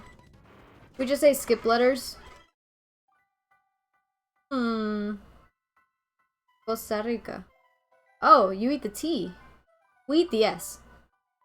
And it depends on where you are, where you're from in Venezuela. So like, I'm not even part of the mainland, so I don't even have, like, a typical accent. My sister hates. She thinks that I fake my accent, or not that I fake it, but she thinks that I purposely pronounce things weird, or, like, eat more letters than what she thinks is normal. Because of, like, my pride or whatever. I do have a lot of pride, but I think it's way too much effort to try to speak a certain way. So I don't. She thinks I do. So she always gets mad at me. She'll be like, no, no, no, no, no, don't say it like that. And then she'll repeat it, but like pronouncing it very properly and stuff, and I get annoyed. We just get annoyed at each other. It's great.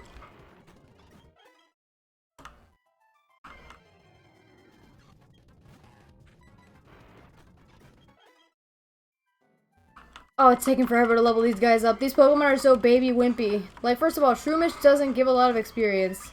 Yeah, like, they give no experience. Secondly, I have to wait forever to get them because they're not the most common Pokemon. Oh. Leave Crunch alone. I'm gonna heal.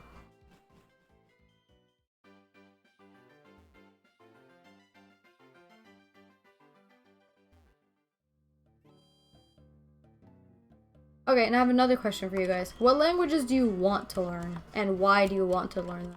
Is it because, like, someone in your family knows the language? Is it, like, a heritage thing? Is it a, oh, I want to visit this country and actually be able to speak? What do you guys think?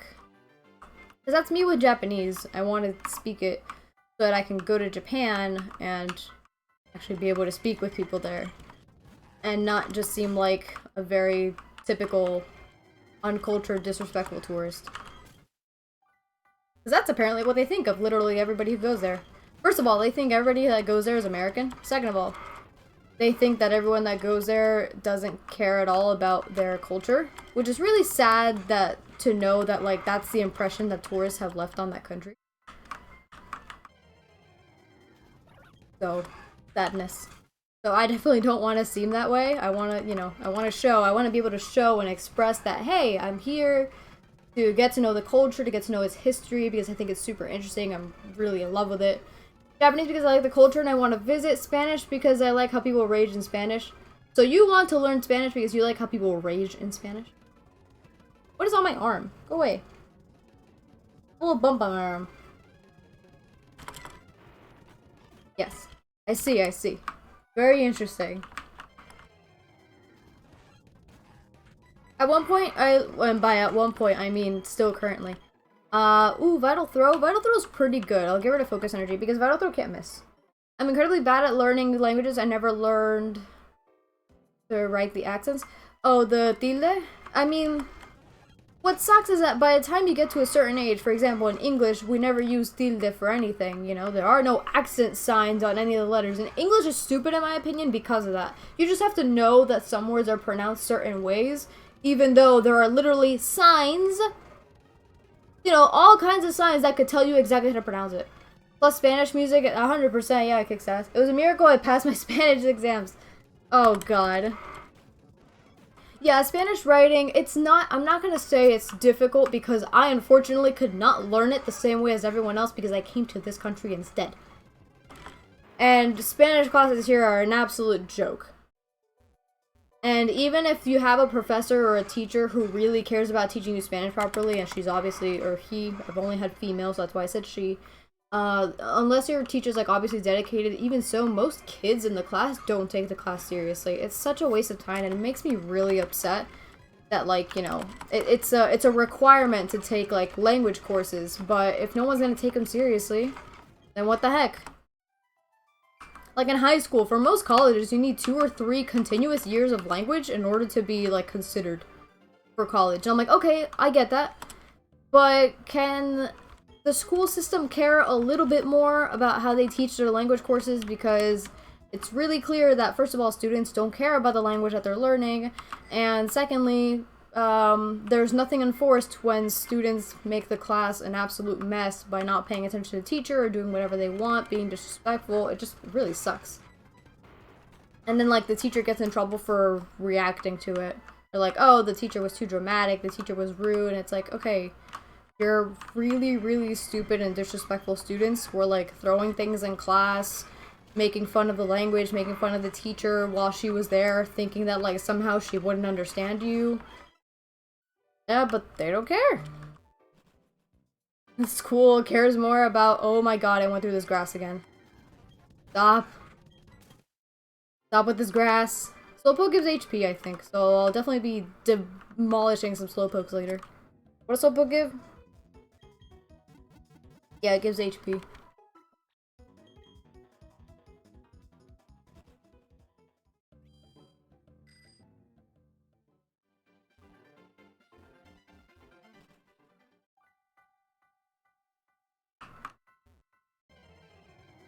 Yeah, bring back beatings. Roy, if that's how you take care of your kids, I'm not gonna judge whatsoever. But you know, we are in a country where that's not allowed. Apparently, all you can do to discipline your children here is be like, oh, no video games for a day, and then you give it back to them 3 hours later because they won't stop screaming at you. I don't know what to tell you. A lot of times I meet people, even like personal friends of mine that I think are wonderful people. But sometimes I see how they act with their parents, and I'm like, ooh, there is definitely a disconnect of respect there. Like, there's something missing there, you know, and like, it's kind of everyone's fault, you know, parents' fault for not being strict enough or nice enough or, you know, there enough or whatever the case may be, but of course, how the child receives it is a big thing too. Spank, not beat, two different things. Yeah, those are two very different things. But I agree, because there's some kids that definitely will never ever need a spanking whatsoever, or like where it'll never be necessary. That's fine. Most kids aren't like that. Original Old English had runes that included all the inflections and accents. Then the church came and Latinized it. It still had the inflections and accents. Then with modernization, stuff got tossed. Disgusting. Chincho and chancla. For us it's chola instead of chancla. That's what a flip-flop is. And then if you want to talk about sandals, it's sandalias. But yeah, basically that. Chancleta. Well, that too. We don't say that though. Venezuelans say chola. Chola and sandalia. Unless there's different parts of Venezuela that say some other things. But I wouldn't know. I've only been to my island. My island, it's mine. It belongs to me.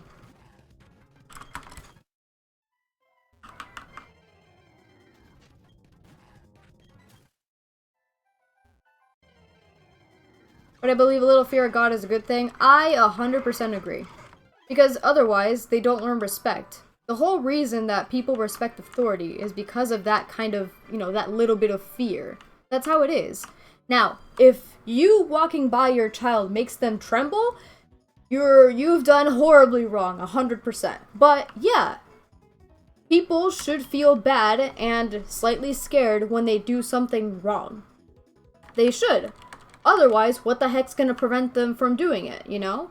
There's a lot of kids that do things wrong, that do things they're not supposed to, and they know it's wrong. So it's the issue is not, it's not knowing right and wrong, it's being afraid of doing wrong. And understanding that doing wrong will lead to immediate consequences. Or consequences later that are very, very severe. You know what I mean? And I'm not saying severe as in beating your child, like, you know, beating the crap out of them. That's not what I'm saying. I'm saying severe as in, like, okay, if you don't do your homework and I see that your grades go down and this is the first time it ever happened, you might not be spanked. But you're going to be losing a lot of privileges.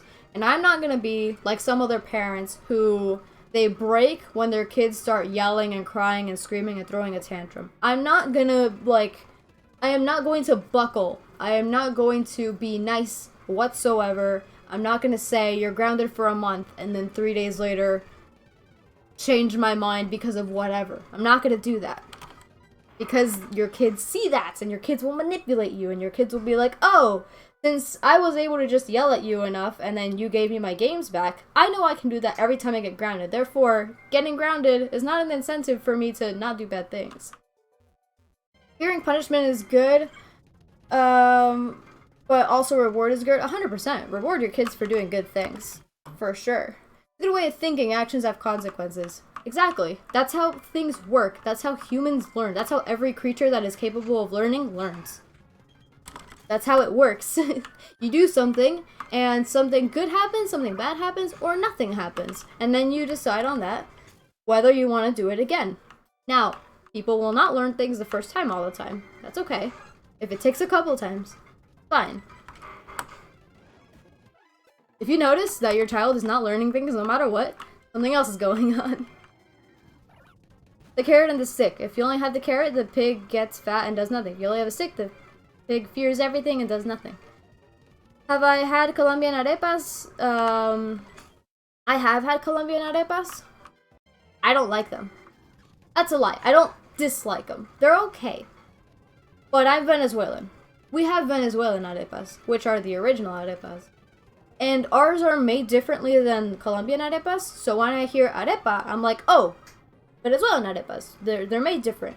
Colombian arepas are closer to Venezuelan cachapas than they are to Venezuelan arepas. So like, when I think of a Colombian arepa, I think of a cachapa now, which is a sweet corn kind of pancake type thing.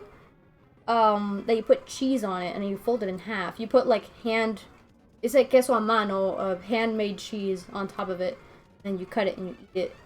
Just so good. But yeah, so Colombian arepas aren't bad, but I will never ever choose them over anything that's Venezuelan arepa or a cachapa or anything like that. I don't like them as much. It sounds extremely good. It's amazing. It's funny, I'm a parent and oh god, chat, okay. And I had some get offended when I compare kids to dogs. However, training both is similar. The gray areas cause bad behavior. If you're always black and white, it's so much easier. That's true. What about pupusas? I've actually never had those or heard of them. Maybe I have heard of them, but I don't recognize the name. Can you explain to me what they are? It sounds interesting. I like hearing about food. But yeah, Roy, I totally agree with that too. I've said this before, I always go to like the biological aspect of like learning things and talking about my points on things because through biology, you can't be biased. Because biology is just truth. So 100%, you know, like, should you ever hit anybody? No. You never ever should. However, there are some times where this can be justified. It's as simple as that.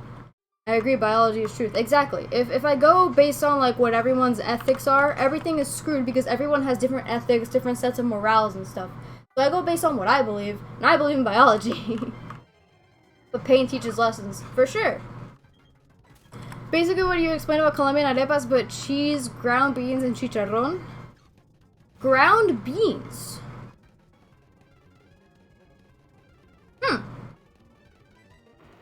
I don't think I've ever had ground beans.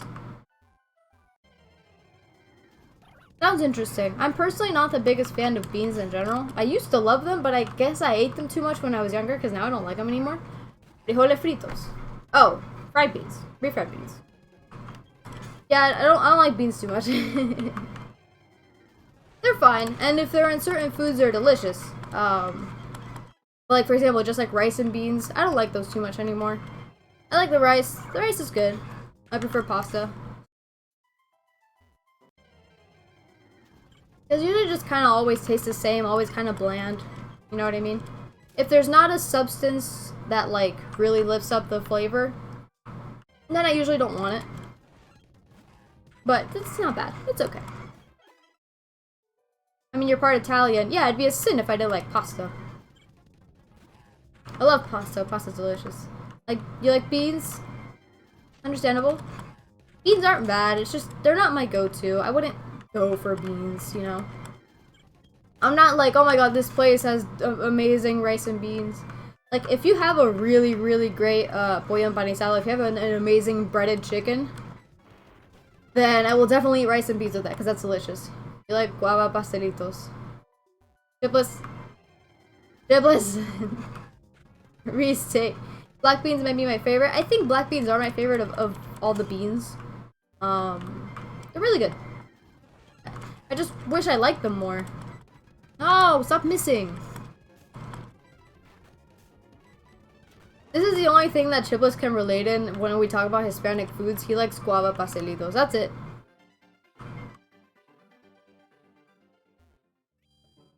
Because Chipless, he not Hispanic. He white boy. Although, has had lots of Hispanic things throughout his life. So, you know. Guava pastelitos are delicious, though. They're amazing. All those kinds of, like, little pastries are so good. And I like tons of them, jeez. Okay, okay, yeah, sure. For sure. I don't know, man, but you kind of react to everything in the same way. I'll give you, like, a new food or something and be like, oh, hey, this is this from, like, this culture, this is this kind of Hispanic food from Venezuela. And then I'll ask you if you like it, and you'll be like, I like it. Then name every Hispanic food. No. And you're like, I like it. And I'm like, okay, but do you actually like it? Or are you just saying you like it to be polite? And then you never respond, and then cry inside. I'm gonna head out and get a nap. Have a good one, y'all. Enjoy the stream. Hey, thanks for stopping by. Have a good nap. I don't know what naps are like. Have a good nap.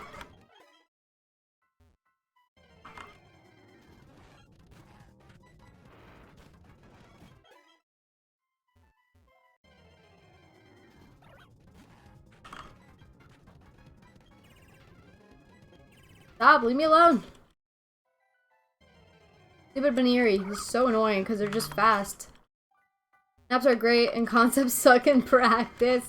Why is that? Roy, are you one of those people that says, I'm gonna take a 30-minute nap and then you take 4 hours nap? 4 hours nap. And you take a 4-hour nap?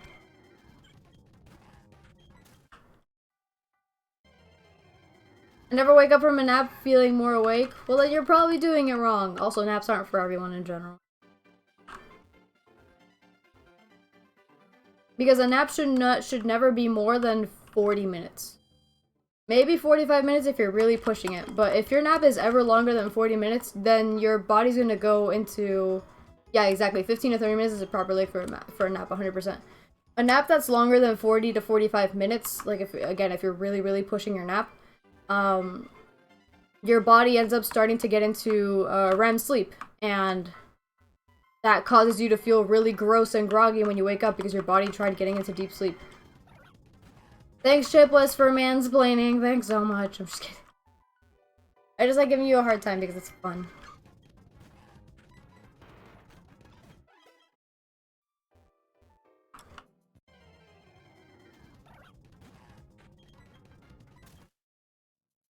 I liked napping before quarantine. You knew, don't worry. I never liked napping. When I was a child, my parents would, like, have us take naps with them. Like, we'd all get into, like, my parents' bed together. And we'd all take a nap together.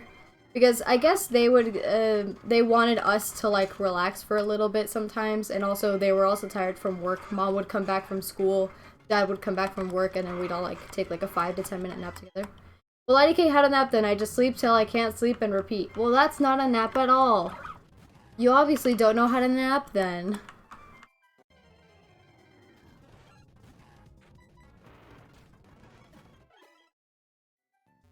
You have to set a timer for yourself when you nap if you're the kind of person who very easily can sleep for a long time. So, you know, otherwise you're sleeping too long, your body goes into REM sleep, and you wake up feeling worse than when you were napping. Because your body was not expecting to wake up. It's an ancient power. Yeah, I'll get rid of takedown.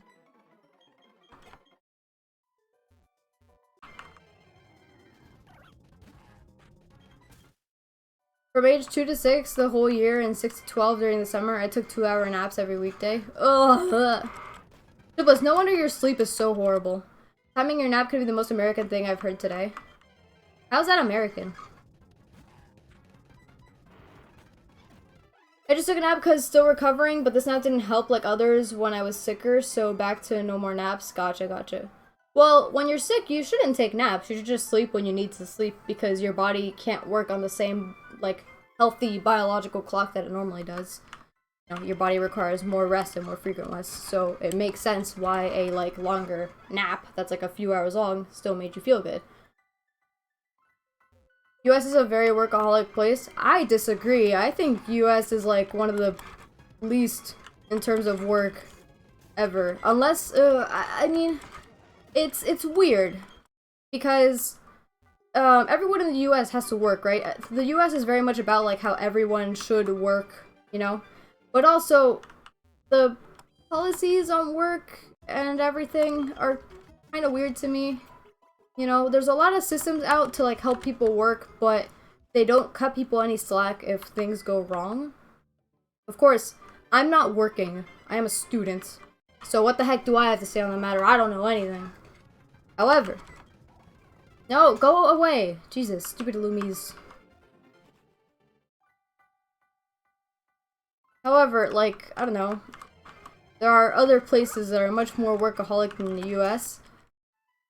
But in the sense that they make it so that working a kind of consistent schedule is the most beneficial thing you can do, you know. Here it's like, for some people, it's work until you drop and no one's gonna help you if you need help with anything, which is ridiculous. For other people, it's like, oh, you barely have to work and then you can do whatever you want with the rest of your time, which I'm like, okay, that's not very fair. And for other people, it's just, you could chill out and not work at all and you'll be good. Which I'm like, okay. Not that I think everybody should be working all the time, I definitely don't feel that way.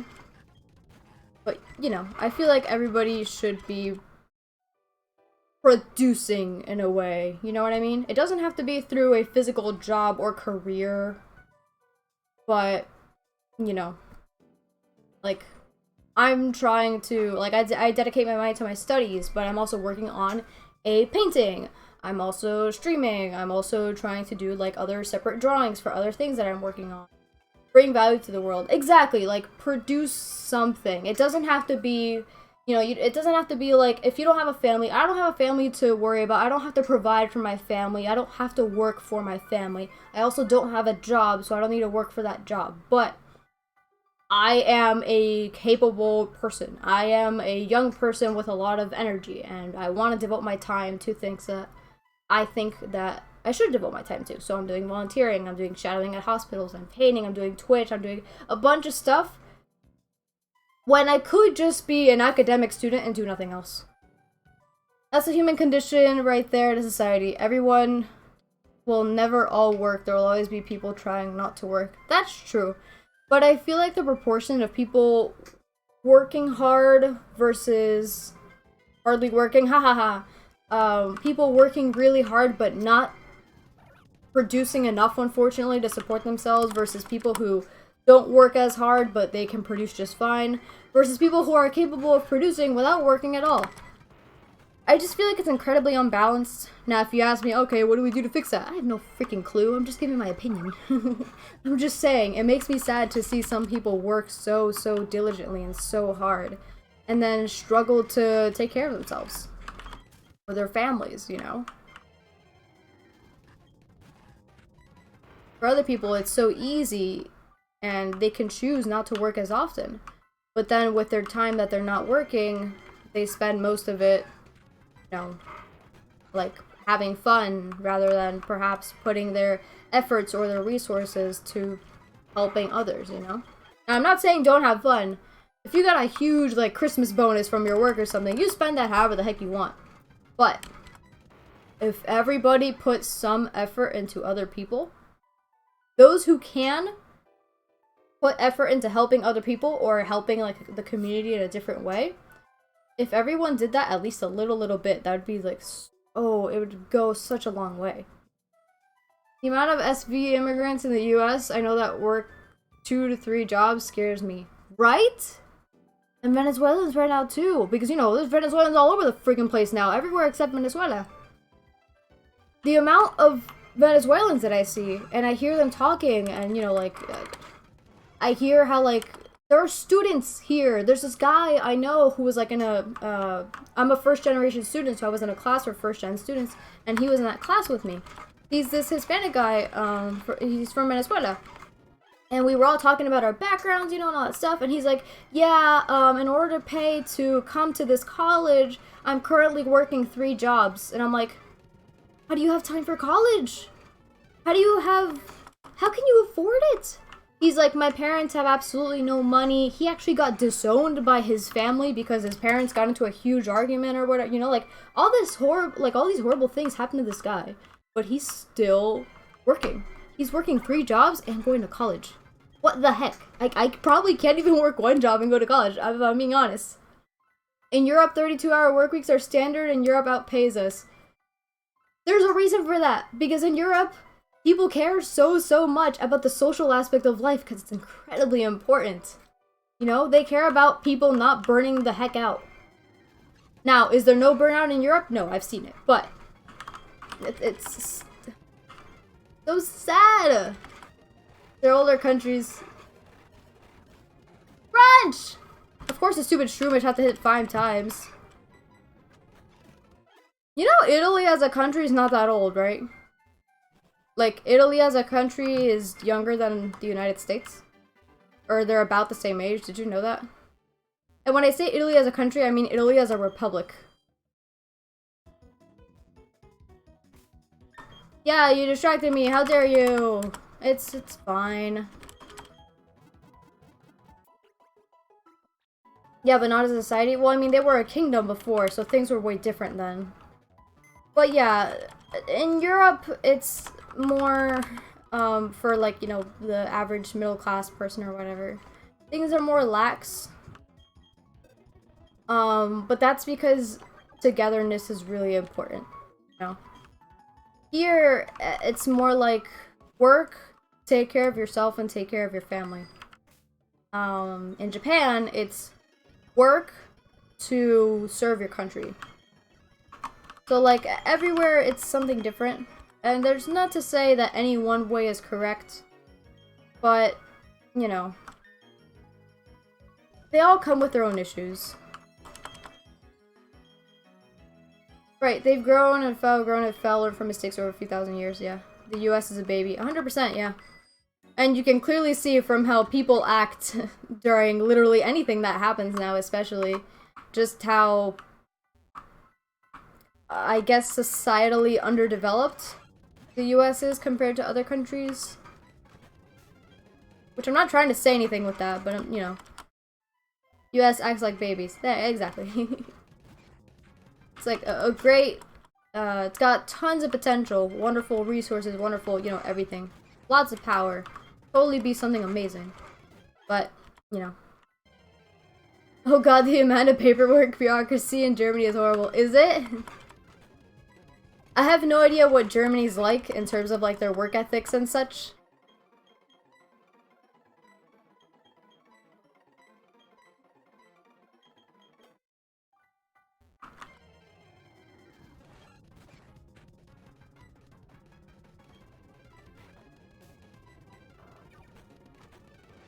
You can't do anything without a license? Oh. Apparently that's a similar situation in Japan, lots of paperwork. Yeah, but they're also used to it since they're basically babies, so I don't know if they'd complain about it.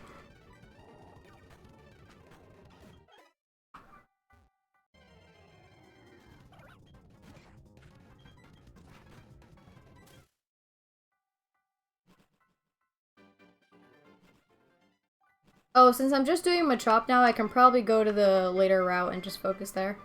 Just destroy Teddy Ursa and Machop. To go fishing for the week, I get a certification, get permission from wildlife, and membership to the lake. Okay.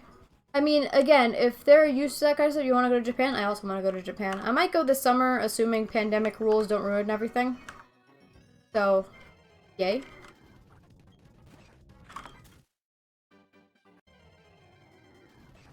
I mean, if other places, for example, like in Germany, you say there's a lot of paperwork you have to get for everything, if they're used to it and it works for them, then awesome, you know? Great for them that they have a system that works or something. I'm sure a lot of people complain about it, especially when you have to do it the first time or whatever, but if it works, it works. That's their system, and I'm not gonna judge them.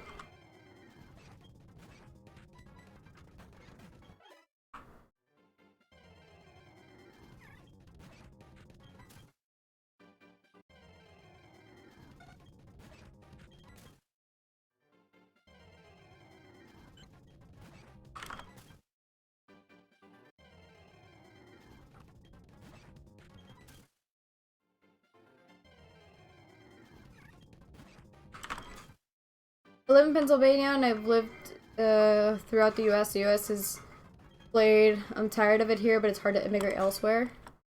It's different in every country you go, and every country has its downsides. Absolutely, yeah. So, like, you know, production is insane in Japan, but then you end up with people who, like, are passed out in the street because they're overworked, you know? However, it's very strange over there because people are not overworked because they're forced to work too much. They're overworked because from basically birth and throughout their history, they've been very much, if you're capable of working, you will work, you will produce something for the country in order to support it and make sure that it stays good. Which is not a bad mentality to have, it just, for some people, is a little too much. You know, so like, there's ups and downs to everywhere. Something that a friend of mine says, she's like, okay, there are a lot of people that'll complain about the US. They'll be like, oh, the US sucks, the US, whatever. She's like, then leave. And then people start saying, oh no, but I can't leave, I have nowhere to go, and blah blah blah. And then you realize that the US isn't that bad. I wish I could leave. Legitimately. But unfortunately, because of some prior commitments and some incapabilities, I cannot go the career that I want to go through in another country. I wanted to live in Japan and become a neurosurgeon in Japan. Unfortunately, since I was not raised in Japan and taught Japanese my entire life, it would be virtually impossible for me to become a medical professional over there and then becoming a neurosurgeon. Unless I had been taught Japanese since I was a baby and learned Japanese type classes since I was a baby, even if I was here, I won't be able to do it. I could move to Japan and have a life there and have a different job there if I wanted to. You can sustain yourself pretty well, especially with the lifestyle I want to have. I don't like the city life. Working in the city is fine, but I don't want to live in the city. So housing for me would be cheaper and, you know, all that kind of stuff. I have a lot of stuff set up. But I wouldn't be able to do it the way I want. So, stuck here. And because of certain prior commitments, I also cannot move out of the country in general because certain people wouldn't be too happy about it. Immigrant life is tough anywhere in the world. This is true. Even if you're someone like me who immigrated when they were 3 years old. You know, 2 years ago because I'm 5. It's still difficult because, you know, no matter what, especially if your parents, a big thing is your parents, right? Because if you immigrate here, or if you immigrate anywhere from wherever you were born, but your parents are from that country, and it's basically no issue. But in general, that's not the case. You know, it's real tough. And like, I'm not even one of those like, oh, it was super super tough for us. Like, you know, I feel bad for those who are like that. You're at least a dual citizen, so you can go there freely. Who says I'm a... I wasn't born here.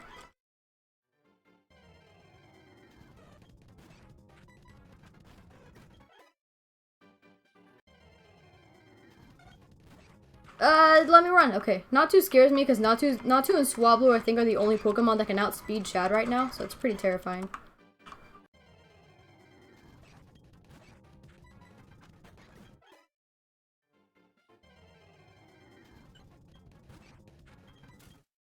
That's why you're a dual citizen? Who says I have citizenship here? You know that you can live here without being a citizen, right? Shad's evolving!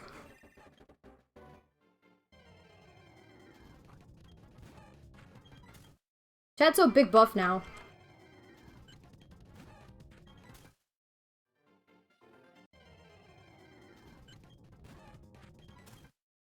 Machoke actually looks really terrifying.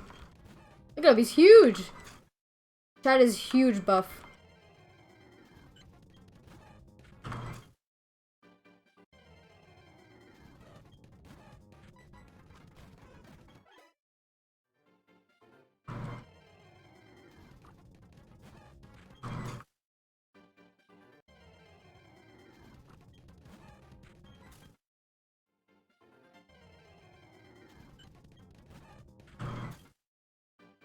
Give me more Teddy Ursas and Machops to destroy! Stop giving me Swablus!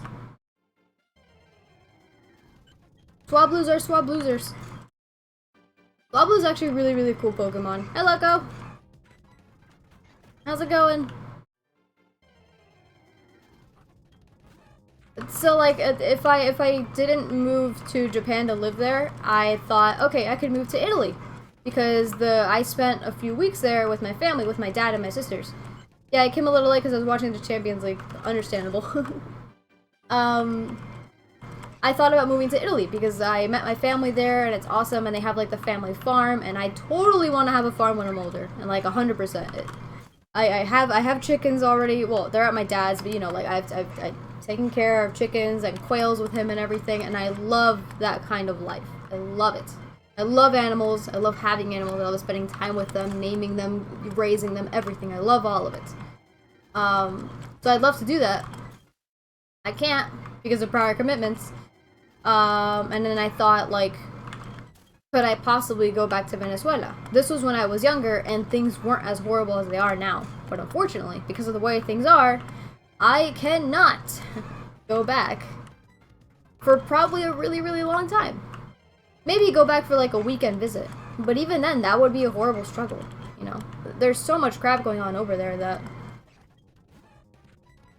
Unfortunately, my parents would be far too worried. Too many really bad things can happen. Even, like, me being there could potentially make things difficult for my family over there. So, sucks to suck, but I'm stuck here until I'm not stuck here anymore.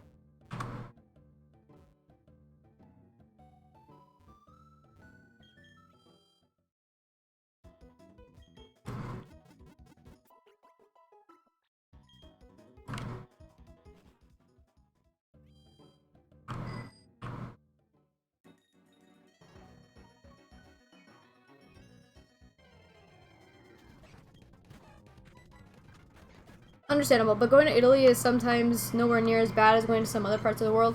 For sure, yeah. Now people say like, oh, why would you want to go to Italy? Their economy is so bad. I'm like, okay, is that all? Like, I have a ton of family over there that seem to be doing perfectly fine and lead very happy lives, and they're a unit, you know, they're a group, they're a family.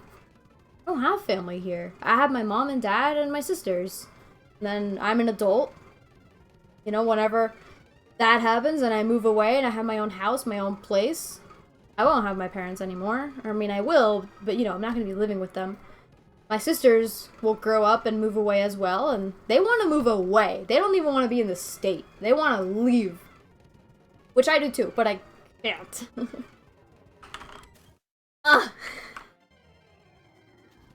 So yeah, like, a big thing for me is family and, like, the social aspect of my life. I'm not the most social person in that, you know, I interact most with people who are already very close to me. I'm not the kind of person who's like, oh, I'm gonna go out to, like, this cafe, or, like, I'm gonna go to this party and meet some people. I'm not like that at all. It's not that I can't do it, it's that that's not the kind of thing I like doing. Japan countryside sounds like a dream. That's what I wanted! That's what I wanted! That's what I oh so badly wanted, but because of my career choice, I can't do it. Unless I'm willing to drop my career, which I don't think I can. There's so much uncertainty, you know? I don't know. Also, in payback, how much is 65 and payback is 50, but if the user goes after. Brick break is 75, a wake up slap 70. I think I'll leave this alone. Alright, is everyone 30? Oh, right. We've got Indigo. Yeah, Indigo! Let's go. Plus special attack, minus defense. Very nice. Look at you, Indigo. You're so cool. Look at you. You're so cute. Shiny bug.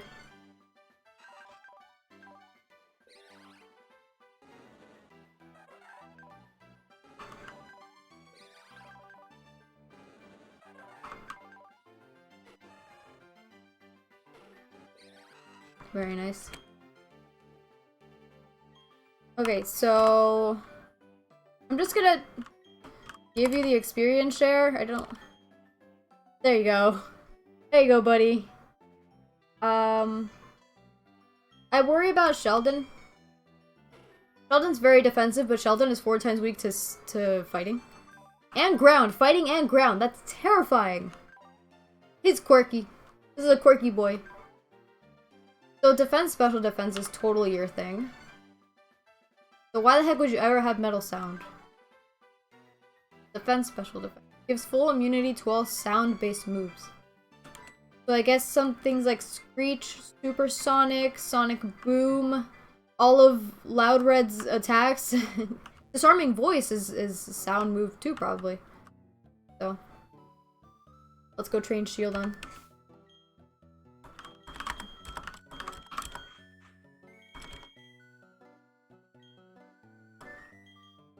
Hope it evolves into a Beautifly. Yeah, although my luck is usually that it evolves into a Dustox, although, you know, either one is fine. And Beautifly is 4 times weak to rock, so... I love his music.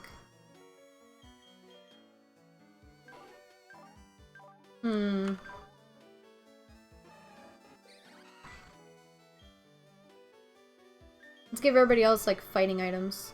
Expert Belt for super effective moves. Let's see what else we have. Muscle Band for physical moves. I'll be giving that to Chad. Wise Glasses for special moves. I'll give that to Beatbox. A Quick Claw for moving first. I think I'll keep looking. Scope Lens for critical hit ratio. I'll give that to Chester. Let's see. Actually, I'll give the charcoal to Chester.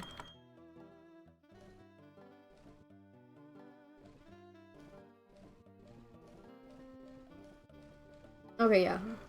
Let's see. I'll give the scope lens to Sophia. There we go.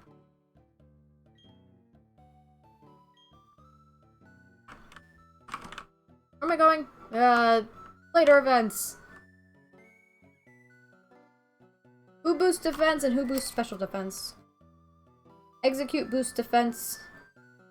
Pop it boosts special defense.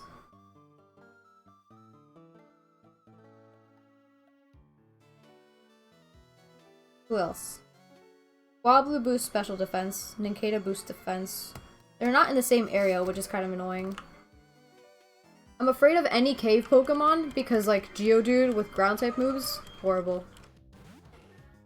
He's so cute! I can't escape. At least my defense is mega high. Wow, that's actually a really high defense. That's awesome. We gotta really boost up that defense.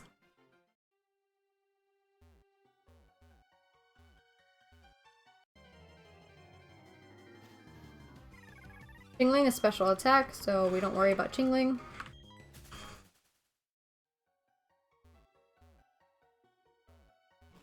Thanks, Bofia, for your input on Bofia's item. Double battle! I don't know what level you guys are. This is actually probably a mistake and I might lose my whole team. Uh-oh. Never mind, we're good. It hits both of them. Amazing. I'm gonna switch you out. They're both flying types and Noctowl's a psychic in this game. So, flying.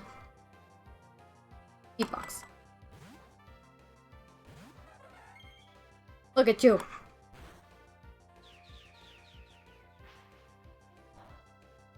Oh! Why'd that do so much damage? Sheldon, no!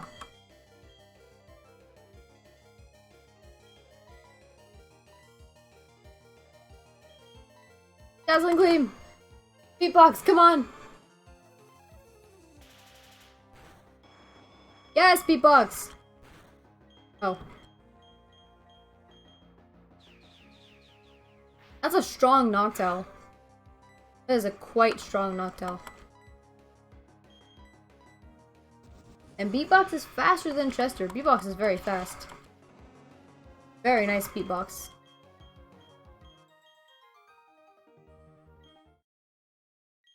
Indigo! Okay, is it gonna be a Silcoon or a Cascoon? I think it's... What are you? Yo, Silcoon! We're getting a Beautifly! That shiny Silcoon looks really weird. We got a Silicon, let's go.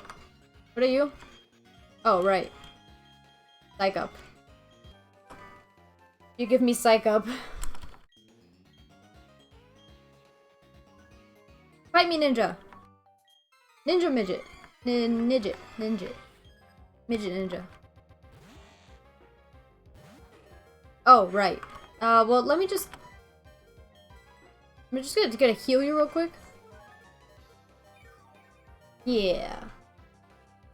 Fury Cutter, and you missed. Well, I'm totally gonna destroy you right now. Oh, with the double team. Don't miss, don't miss! Yes, Sheldon! Let's go. Yay! Got Shiny Beautifly. I actually have no idea what Shiny Beautifly looks like. Oh, she's purple! Very nice. I'll learn Stun Spore. I mean, sure.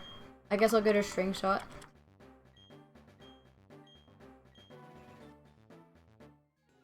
Indigo female? Indigo might be a male. Indigo's female. Cool. You have a Beautifly now.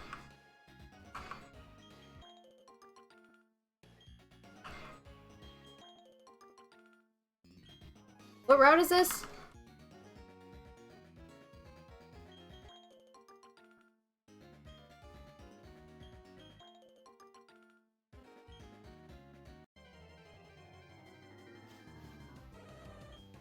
Oh, we can catch something here. Not Teddy Ursa, obviously, because we already have one.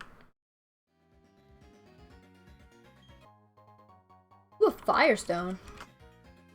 What are we catching? We got a Meditite. A takedown. That was a crit.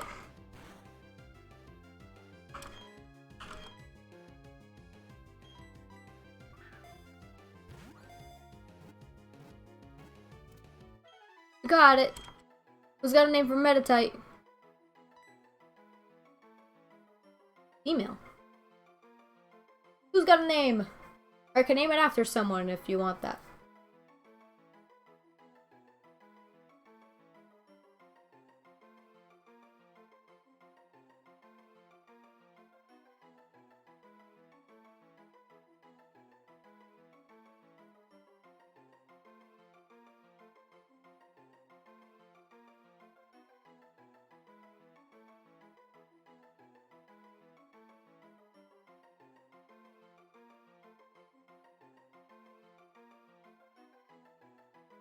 No one has a name? Yeah, I see. Namer. After that girl that almost killed me. In the cave. Fight me, coward. Oh, wait, you're a fighting type boy. That's not good. I gotta move Sheldon out of here. Oh, it's a Heracross.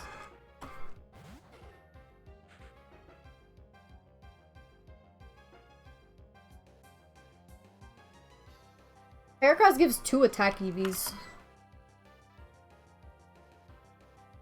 Which means it'd be great for Chad to beat him.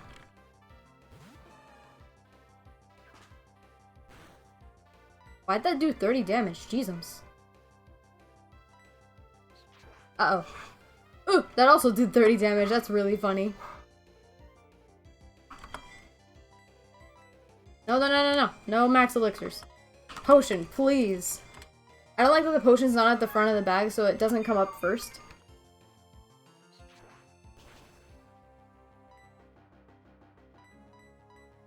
A crit Aerial Ice would do about 60 damage, so I have to stay ahead of that.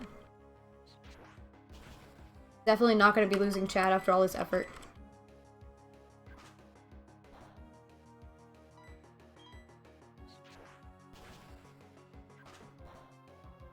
Very nice. Good job, Chad.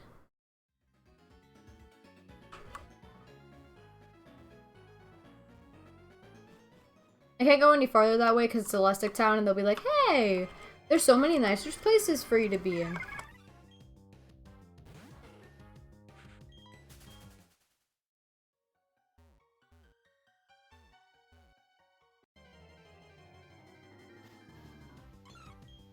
Cleffa. What does Cleffa give?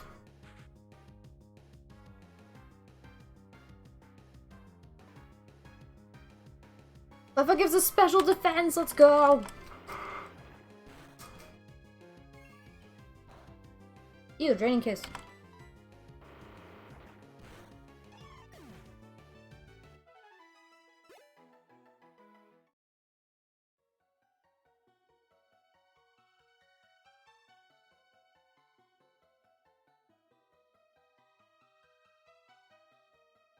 Writing all these down. Eventually I'm gonna have the full Pokédex in here.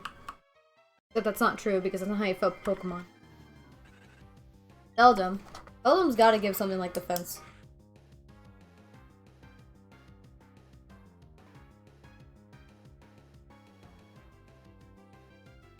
Defense. That does no damage.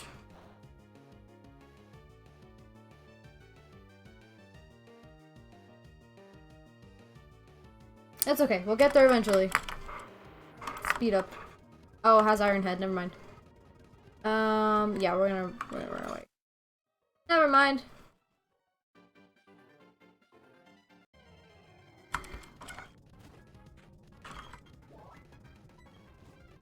Thank you for teleporting.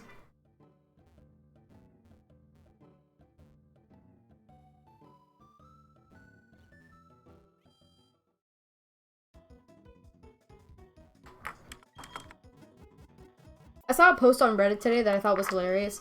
It was the reason that Diamond and Pearl remakes are taking so long is because they can't figure out a way to make this statue in 3D still look like both Palkia and Dialga. And I thought that was really funny.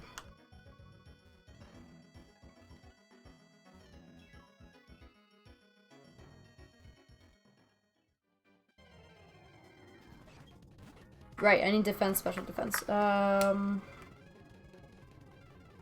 Data, Swablu gives special defense, but no one here gives defense, it seems. Really annoying. Execute and hop it. Ugh. I'm gonna go ahead a little bit. Did I heal? Yeah, I did. I thought I didn't. I thought Sheldon's HP was weird.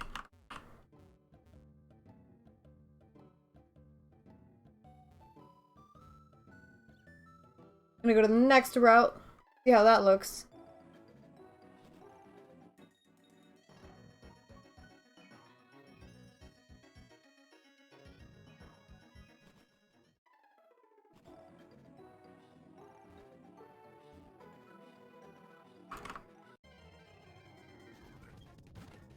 Boink. I doubt Boink gives defense or probably HP. New encounter? No, no. I've been through these routes all before. Oh, Spoink actually gives special defense, so we'll kill Spoink. Oh my god.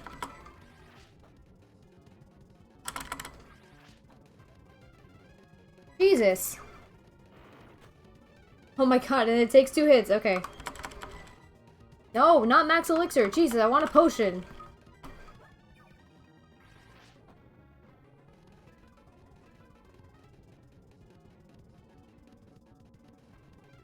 I've been through all these routes before. I just lost, you know, like, a battle, but I didn't restart, so.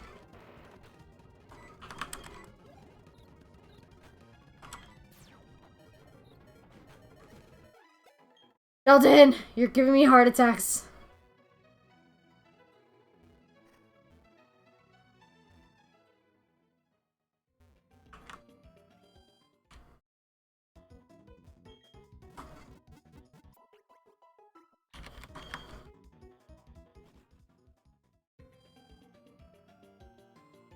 Maybe I should move on. Let Sheldon level up however he feels like leveling up. Maybe I should do that. Everybody else is level 30. I'm sure I'm good. I'll have Chester in the front because Chester needs to evolve yesterday.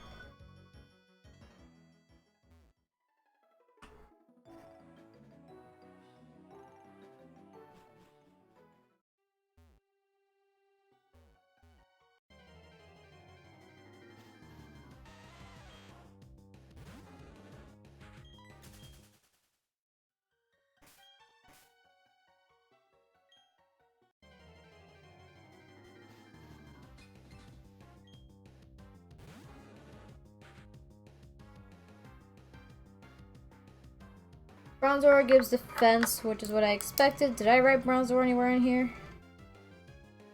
No.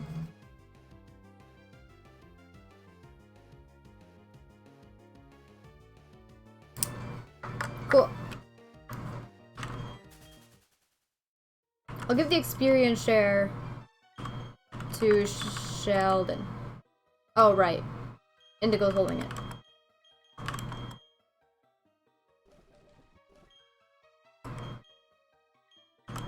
I didn't switch the items.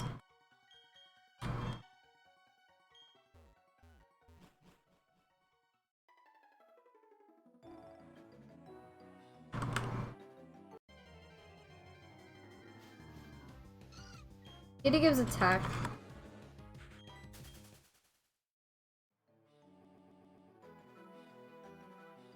I could train my Pokemon more here, which will be good.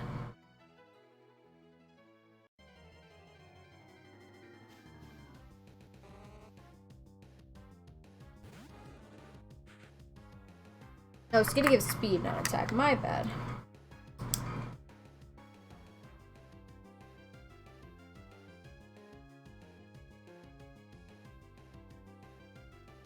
And Smeargle does too.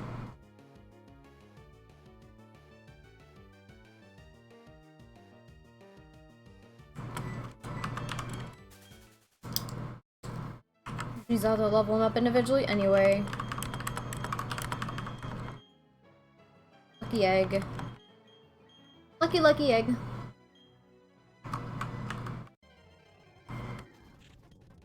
What's Seviper? Seviper gives attack and special attack. So we're not going to be doing Seviper at all. Ever.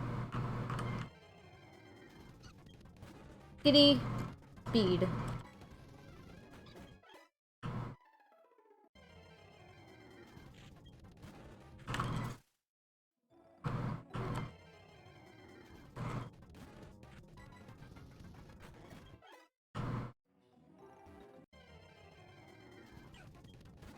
Rosalia probably gives special attack, but I just want to make sure. Yeah, she gets special attack.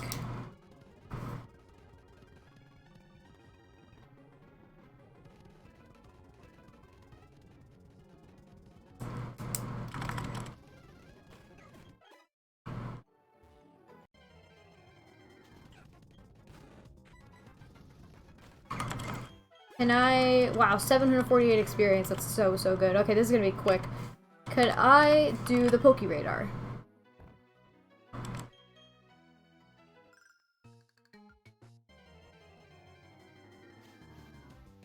No, I got a Bibarel. No, Bibarel gives attack.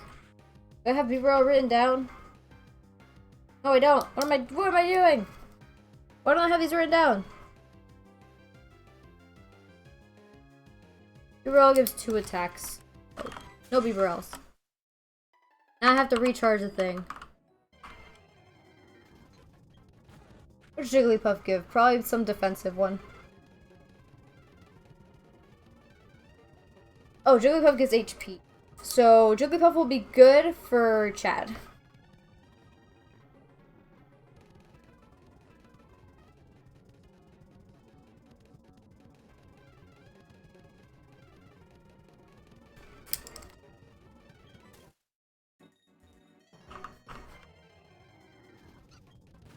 Kitty! Speed.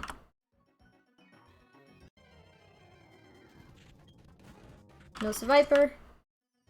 Seviper, no Seviping.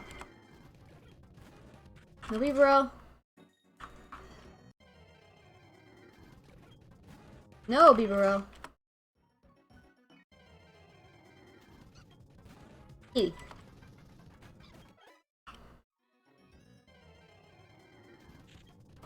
I wonder if there are any defense or special defense here.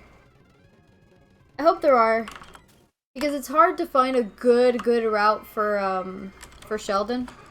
Just because, like, for example, you know, he's very defense, special defense, right? But if I go for special defense, that'll be, you know, it'll be someone who's like a steel type or a ground type.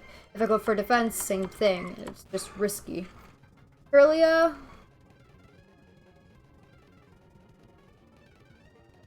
Kirlia gives 2 special attack.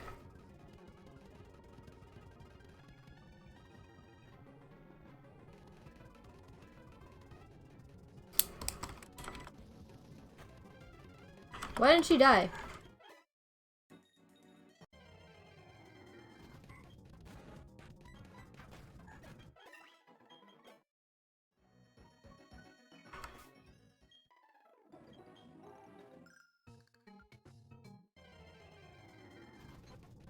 No, a Jigglypuff.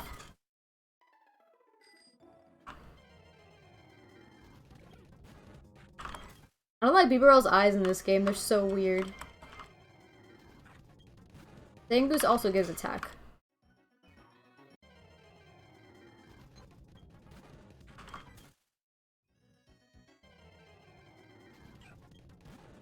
Perfect. Roselia gives so much experience. I mean, I am holding a lucky egg, but still.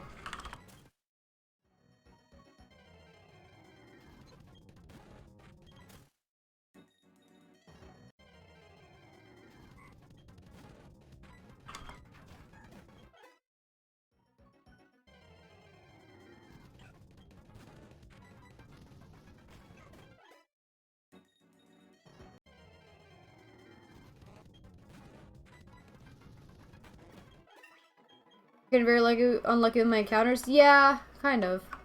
But, I mean, whatever. I'll get him eventually, it's not a big deal. I just really wish there was something good for defense and special defense here. We have something for attack, which is good. We have attack and HP. This place will be great for Chad. It's just, I'm struggling to find a good place for Sheldon. Maybe the previous route where Cycling Road is would be good. But I'm afraid of those Pokemon. The Slugma, I think, is defense or special defense. But Slugma is a fire type. So, you know, could be pretty bad for Sheldon. I mean, probably not because Sheldon is very defensive, but still, it takes Sheldon a long time to defeat somebody. So, scary face? Absolutely not. What the heck is the point?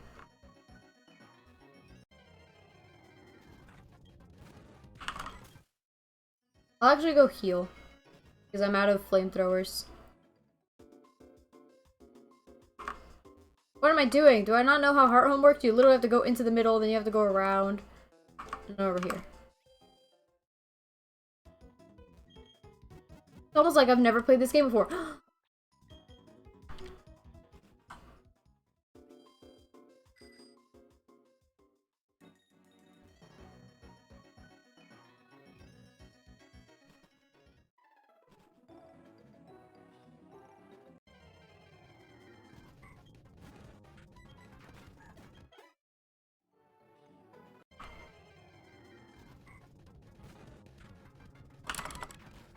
Shiny Curlia would be really, really cool.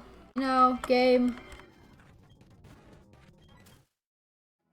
Shiny pretty much anything on this route except Smeargle would be really cool.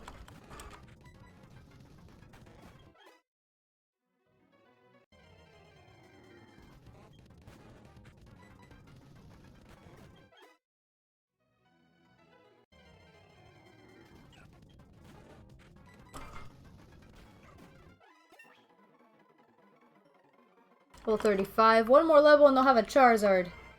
It'll be great.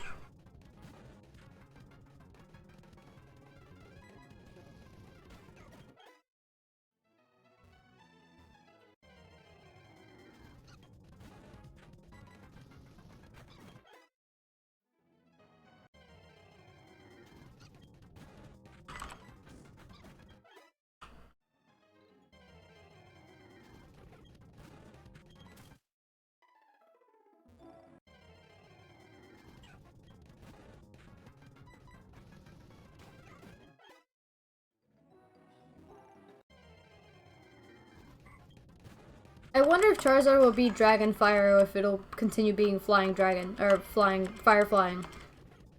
Because you might think, oh well, obviously Fire Flying. Yeah, but it's taught me 2 Dragon moves, and Dragon Rage is a move that always is learned by the Charmander line, but Dragon Breath is not. You know, so I wonder if, like, upon evolving into Charizard, I'll learn, like, Dragon Pulse or something. At least, even if I'm not a Dragon type, I could get to learn those really cool Dragon moves. Because TMs in these games are not super fun to come by. Alright, we've got Charizard now. Yes, wants to learn Air Slash! Go to Fire Fang. Air Slash is so good. Alright, so Fire Flying for sure. No, it's Fire Dragon! Yes! Oh my god. Oh my god. Look at that special attack and speed. That's pretty nice. That's pretty good. That's pretty good. Let's put Dragon Rage there. Let's put Air Slash there. Yeah.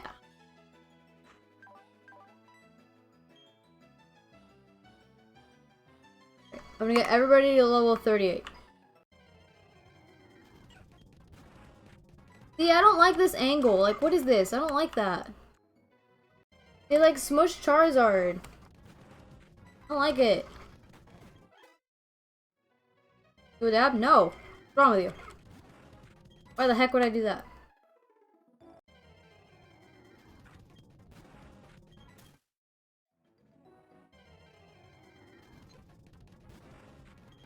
Does Jigglypuff give HP? Yeah. My birthday? Cool. You don't get to tell me to do something and claim it's your birthday and then have me do it. No. If you had started by saying it's your birthday, that would have been a different story. But now it just seems very convenient. So happy birthday. But no.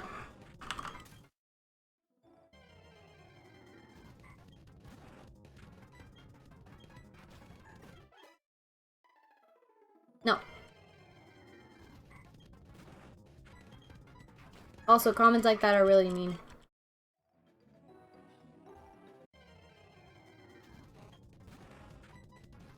Because you just put yourself in a situation where there's no reason I should believe you whatsoever because you're just making these claims and...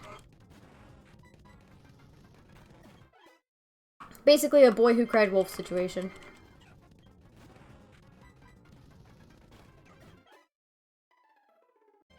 Alright, if you don't stop with these comments, I'm gonna ban you. Just saying. They're getting really annoying. And they're just spammy.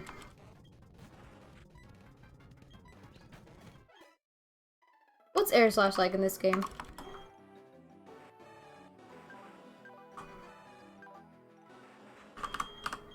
Oh, it's the same as usual, 75-95, but it's still such a good move. I have to sneeze. I hate sneezing.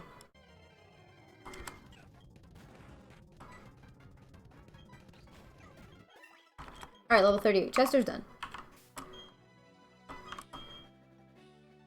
Go to Chad.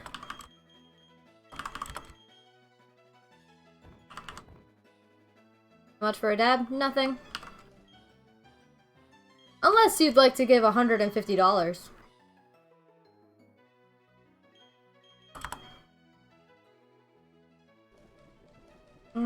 Where be Chuckle? Perfect.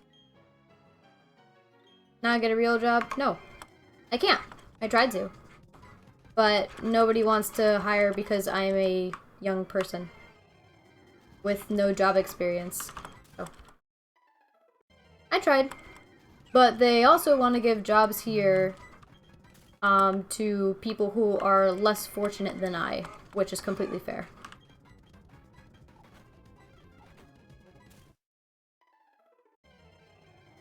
I don't know what that means. Okay, Jigglypuff is normal fairy in this game. It's confirmed.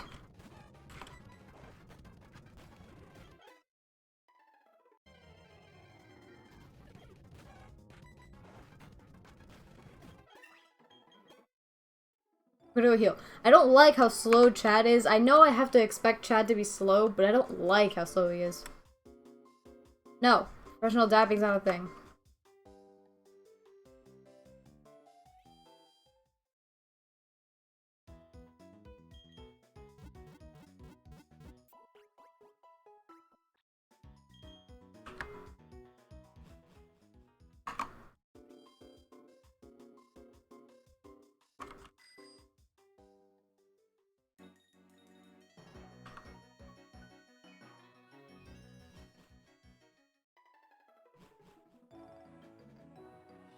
Our 10's kids watching and I'm the only one in chat.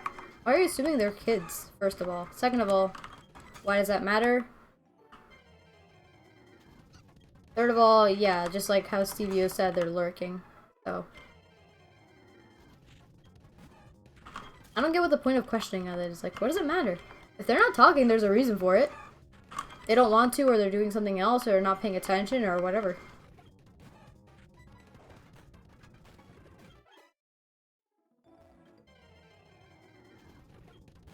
Pay me. Stevio, you've got the right idea.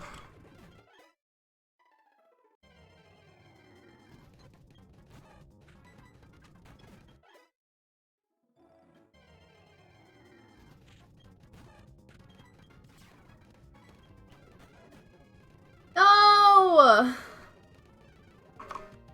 Of course, a Viper. Of course, of course, of course, of course.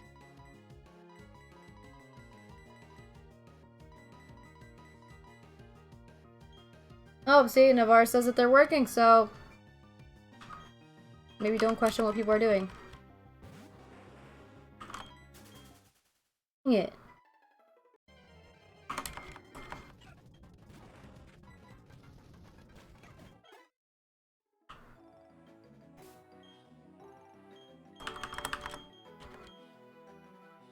I don't know how to. Nice. Ever been to the EU? Me? Yeah. I know, Chad died. Chad was doing so well. I was so happy for Chad. But yeah, like, the very thing about Chad that scares me is, you know, like, when training, Chad is slow, so if I need to run away from someone, it's very difficult. Yeah, you don't need to lie to me about that. Also, please stop with the dab comments. They're just getting really annoying and spammy and just annoying. Add a mirror to the team.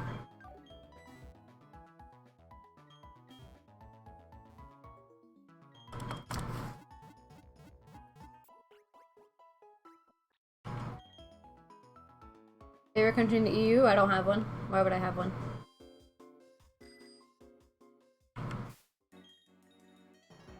Favoritism's not really my thing.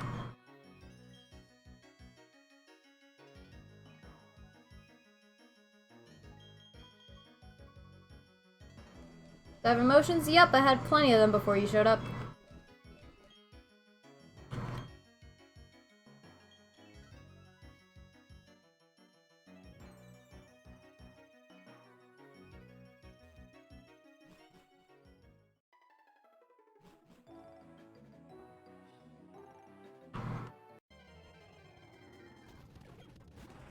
Oh, right. Yep, she has my kind of humor. Thanks for the follow, Stevio. I'm glad that you enjoyed that. I just, some things peeve me off, and those kinds of comments are one of those things. Alright, let's get, let's see, what's good for here? We've got the special attack. Beatbox is special attack speed. Basically my top 3 is special attack speed, so... We got the special attack. Do we have the speed anywhere? Yeah, we've got Skitty and Smeargle for speed, so we're good there. Let's get Beatbox to the front. Beatbox the Lucky Egg. And let's do this. Definitely not attack.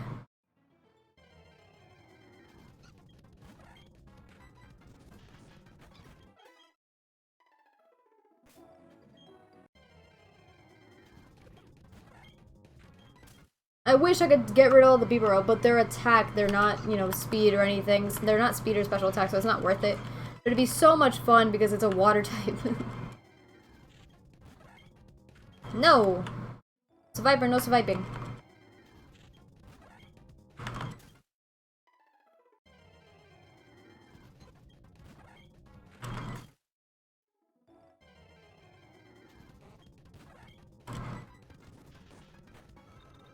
Uh-oh. Okay, we're good. So Smeargle doesn't go down to a single shockwave. Hurlia. Hurlia will go down to a signal beam for sure. Never mind. For Swagger, no. I definitely don't want you doubling the attack of some enemy of yours. Can we agree that I made the stream a lot more fun? Nope. Not even a little bit. It was, again, plenty of fun before you showed up. If anything, Stevio brought some humor into it, which I can really appreciate.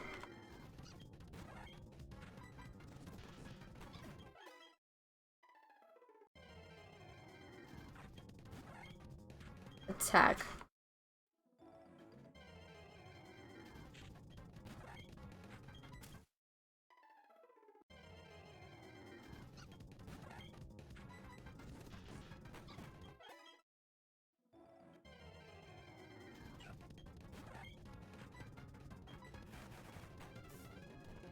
Oh, I'm asleep. That's not good. Wake up. V-Bucks. Ow. Let's heal.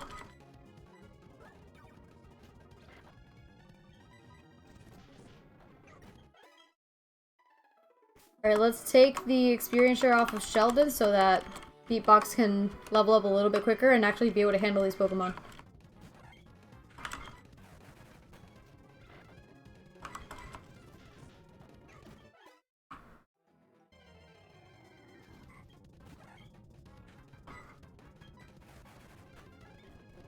Oh, Hypnosis. Wake up, Beatbox. Ugh.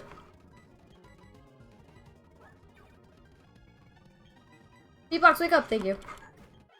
Did I increase the shiny chance, or was I lucky? I didn't make this ROM hack, Stevio, but the creator of the ROM hack did increase the shiny odds to 1 in 512, which are essentially, I'm pretty sure they are the shiny odds, or pretty close to the shiny odds of, like, the Safari Zone in, X and Y.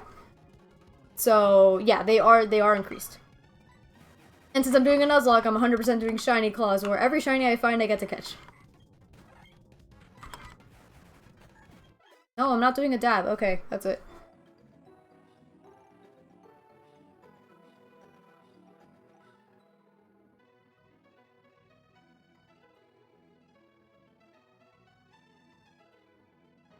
There we go. I don't like when people are in chat just to spam. I don't care that I am a small streamer or anything like that. No. People don't want to take themselves seriously, that's not my business, but if they're not going to respect what I'm saying, then cool. They have no reason to be in this stream. Simple as that.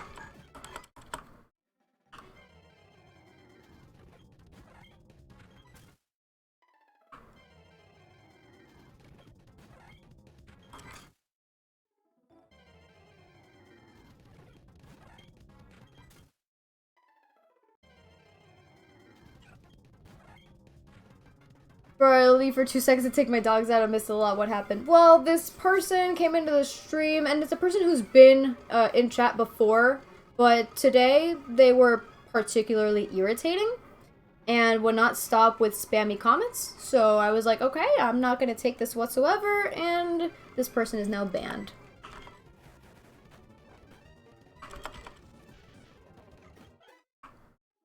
If you're not going to respect what I have to say, then no reason for you to be here. And wasting my time and annoying me and potentially annoying other people in chat too.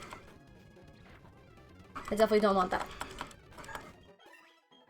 Dang, I missed your first ban. This is not my first ban. Well, I guess it technically is my first ban.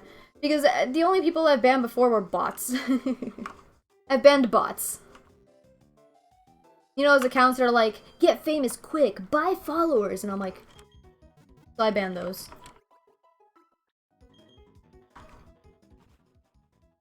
Don't worry, Chibless. This will be uploaded. Like, you'll be able to see the whole live stream later. You just cut to this part. You should ban them. Thinking about it now, the Twitter stat bots. Yeah, I mean, you don't have to. I'm pretty sure their whole job is to post once. What's funny because the guy was annoying. I just know he was typing something before getting banned. Oh yeah, for sure. It was great. I'm like, I know he's in the middle of something, so let's just completely cut him off and prevent him from doing it. And again, I don't know what's going on today because, again, this person's been in, you know, in chat before. It has been totally fine. But, oh well. Also, I hate when people ask that question in general. First of all, when people come into chat just to ask for something, okay, screw you. No. Second of all, I don't like when people see that there are, let's say, 8 or 9 viewers. Must be a full moon tonight. Let's go. When people see that there are other viewers and they're like, why am I the only one here? And I'm like, why does that matter?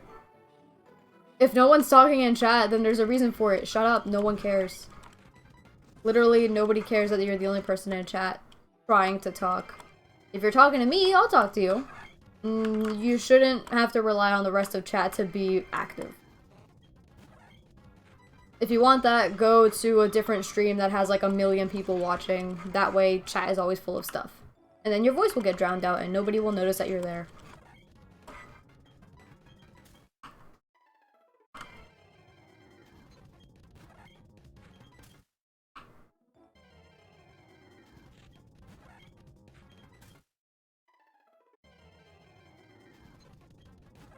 Stop with the jiggly snuffs!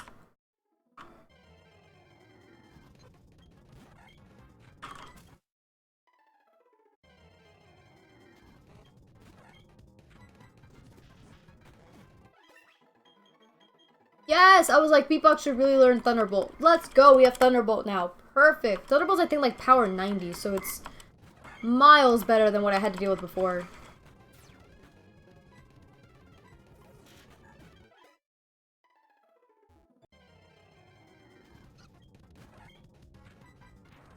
Oh, look at that. So good.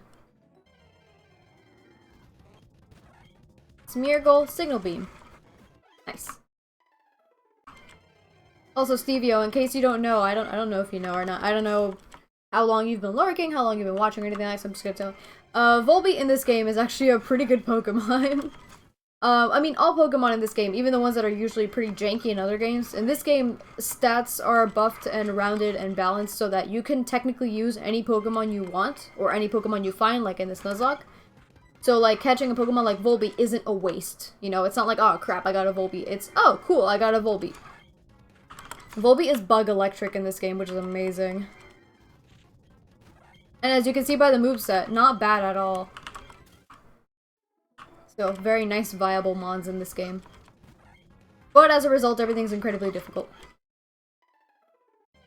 All this work to hopefully win the double battle, which you lost before because of Barry, not you. Exactly. Barry better put in the work.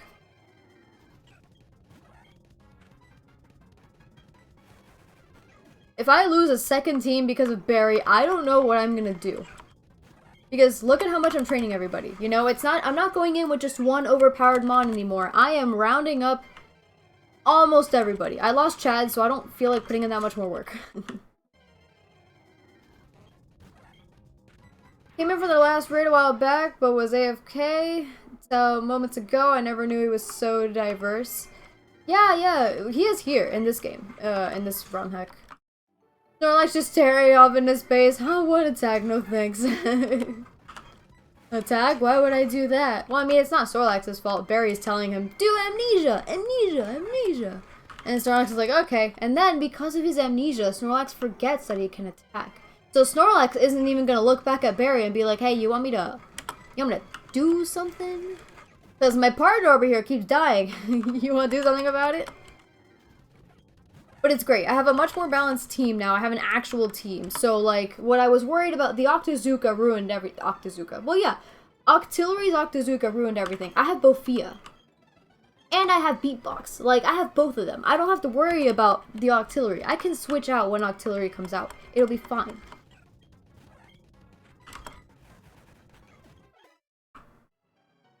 Oh, did someone get banned? I missed it. How y'all miss it? I mean, I know y'all were, like, lurking or doing stuff. Don't worry. Platinum is my favorite game, but I hated the fact that there was less than 10 fire types. Believe it or not, in the Sinnoh region, you haven't even banned me and I'm an ass. You're not an ass. You're just not, you're not an ass. You just don't overthink things. I say overthink because it's overthinking that causes people to do certain things that are, like, way too down low. You're also an adult. Like, your stuff's solidified already. I don't have to worry about you. So, this guy, named Waifu J was in the chat asking me to dab, and I'm like, no. And he's like, it's my birthday, dab. And I'm like, no. He's like, I have cancer, dab. And I'm like, no. And he's like, I don't have parents. And I'm like, Bro! She called you boring. What, did I say boring? I didn't say that. What the heck? How did I do that? I didn't mean to, I'm sorry.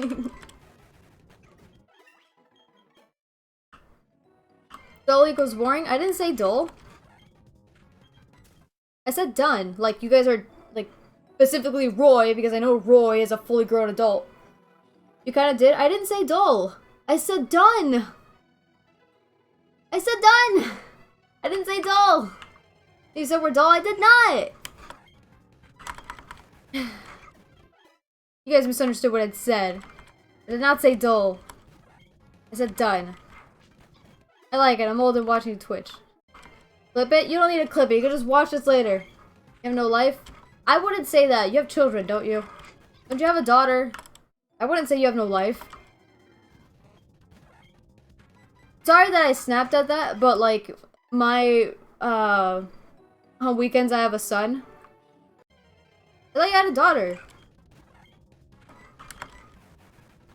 But regardless, like, a parent that I know has said certain things in the past as, like, a joking comment, which, you know, to a certain extent, when you repeat jokes enough, you kind of mean them at least a little bit.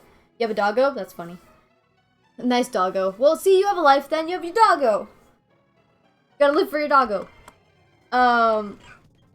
And this person has said, oh, you know, like, oh, I'm an adult, whatever.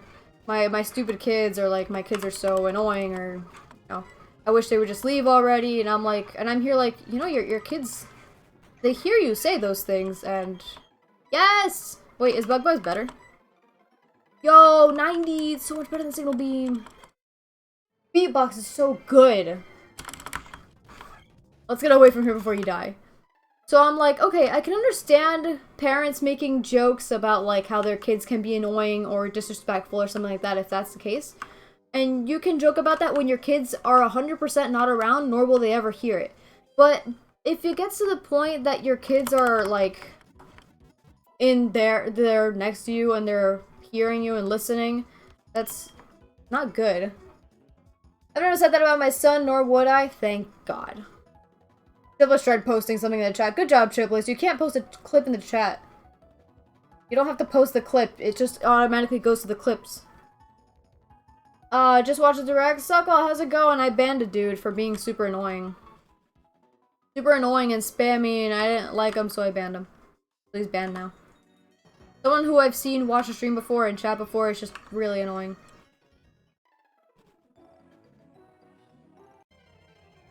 My son is my best friend in the whole world. Nice. Well, it's in clips. Prove us correct, Human Pie, by watching the clips. But I have to move my entire, like, setup around if I want to do that, because my setup right now is linked to this window. You guys watch the clips. You guys watch the freaking clip and then tell me, hey, it was this way, or hey, it was that way, okay? If I said dull, or if I said... I said done, okay? I said done. However, if it came out sounding like dull enough that anybody would think it said dull, I apologize for that. Not what I meant to say whatsoever. Nor what I was thinking, nor anything like that. I was talking about Roy, because I know Roy is a father, Roy is a grown adult. I don't know about the rest of you, but I know about Roy, because Roy's told me this, and I believe him, because who the heck would lie about saying that they're in their mid-30s? So, I was saying, Roy's basically done in terms of his personality is developed. All his habits and stuff are basically developed, you know? He's not gonna one day come in here and be completely uncharacteristic. Oh, Suckle, your comments. Okay. They wanted you to dab and begged you to dab and begged about getting you to dab and you banned them. Yep.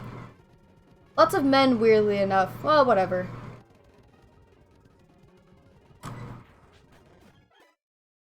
And the kind of men that lie about being in their mid-30s are the kind of men that are in their mid-50s or something, you know what I mean? Like, no 19, 20-year-old is gonna be like, I'm 35. Unless he wants to get into something, you know? Like, okay, looking at me, you would not say that. If you're trying to get something out of some interaction with me, you would not say that you're in your mid-30s if you wanted something. You know what I mean? You would not say that. There's no benefit to you saying that.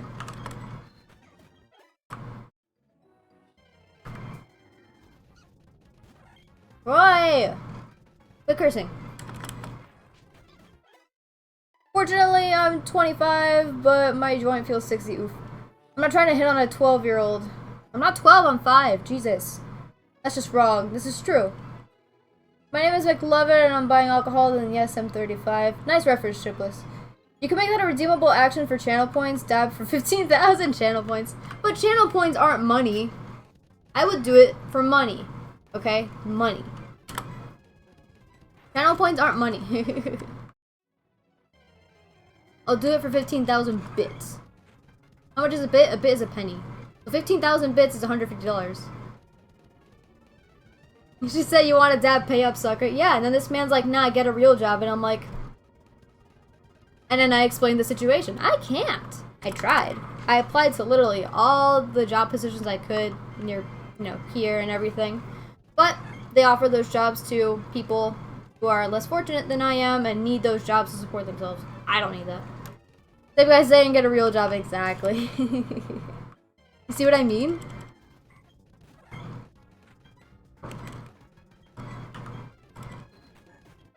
Bug Buzz is so good.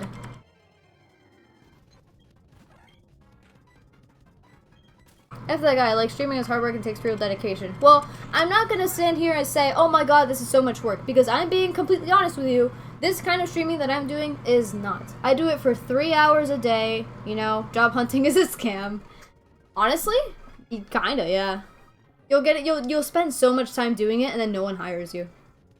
Sucks. You have to literally walk into like a McDonald's and be like, hey, you said you were hiring, can I have a job? Yes, cool, perfect. But you go on like Indeed, and you go on like Ripple Match and all that kind of stuff. It's like, oh, let's get all these job opportunities. And you spend so much time building a resume, going to interviews and stuff, and then no one hires you. I wasn't accepted at McDonald's, but got a programming job. Bro.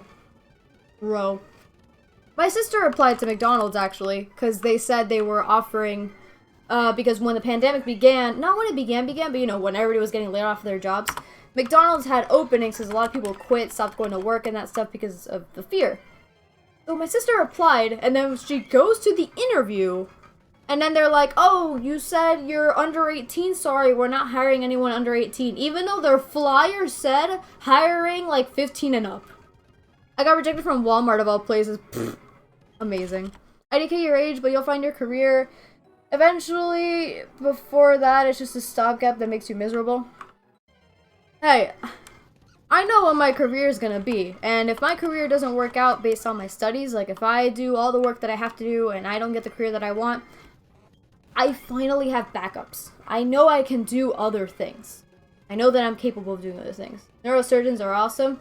I agree. That's why I wanted to be a neurosurgeon, because I want to be awesome. That's what I want. For people to think of me and think she's awesome. I'm just kidding. I want the work. I want to be able to help people in a way that's very meticulous and working with my hands and on very precise, complex mechanisms of the brain. I think that's all really interesting. It's like the best kind of work for me. Other than that, it'd be engineering. I remember you saying neurosurgeon earlier. Wow, you listened. Yes, I did say neurosurgeon. That's what I want to do. Wanted to do it my whole life. Except originally it was with animals, not with people. But then it's got the wonderful talk from my mother of like, oh, vets don't make money, so I don't want you cleaning cages the rest of your life. And I was like, but I want to do brain surgery, but on animals, and all kinds of other surgery, but on animals, and that must pay well. And then she convinced me not to do it because I was young. And I'm like, damn, my dream job already ruined. She's like, it's okay, then you'll be rich when you're a neurosurgeon and you could have a bunch of animals. And I'm like, yeah, but I also wanted to take care of. Let's make money. Exactly. I'm sorry, just because they don't make 500 grand a year, you know, like, they still make money, especially if you're a good vet. But you don't become a vet to make money. Exactly. Of course, I do want to have a comfortable life. That way, I can do other things that I want to do and not have to worry about only doing my job in order to survive. But yes, vets do make money. They make, if I'm living, for example, by myself, more than enough money for me to live comfortably, for me. I know it sounds counterintuitive, but owning your own vet pays well. What do you mean? What do you mean owning your own vet?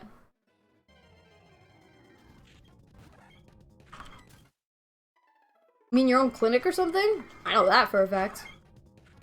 Something that a lot of people say is like, oh, you want to be a doctor? You should have your own clinic. And I'm like, do you have any idea how much work that is? And how difficult that is?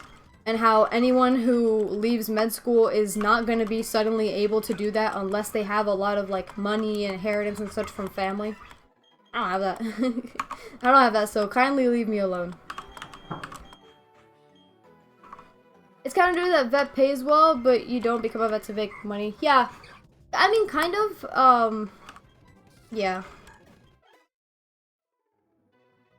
Looks like we'll still be grinding tomorrow. Actually, tomorrow I'm not going to be streaming this. Tomorrow I'm going to be streaming a different game. Because any career just for the money and you'll burn out. Yeah, exactly.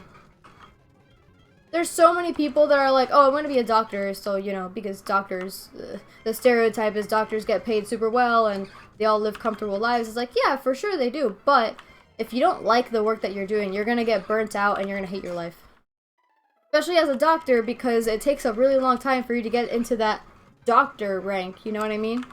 Like, graduating med school, you still have to, that's 8 years of college, so like 4 years undergrad, 4 years med school, and then depending on your specialization, a number of years afterward. Neurosurgeon takes the longest, unsurprisingly. 4 years med school, 4 years undergrad, 16 years to get that first big paycheck. Exactly. So that's 8 years, and then it's like 7-year residency, and then if you do a fellowship, that's separate, and like, it's just so much. For a normal doctor, thankfully, no. You could be a pediatrician, a general doctor that just does checkups and stuff. You'll still live comfortably. And it's not as many years that you have to get like insane specializations. And you'll still have, you know, you'll still be well paid. So for people that physically can't do it for that long before getting specialized, that's a good option, you know? For people who have absolutely no money to even pay for school, even with loans, like, you know, you could do nursing. And you could still do medicine, and then you could actually go up the ranks from nurse instead of going to med school and starting higher up, you know? There's options for everybody, thankfully.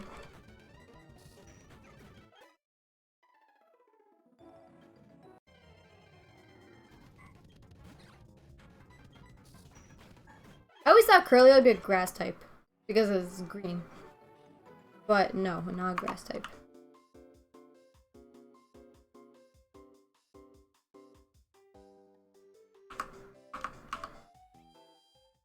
I wanted to be a doctor once upon a time, but I wasn't pushing that direction, so 12 years later I graduated as a software engineer after enlisting in the army prior to that.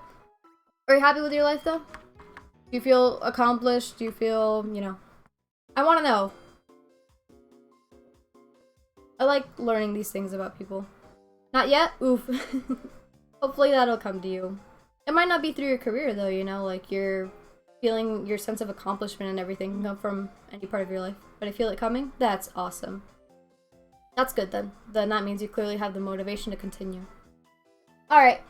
It's almost 7. That's it for the stream today. Let's save. Tomorrow I will not be streaming this. I'll be streaming a different game. I'll show it to you guys tomorrow.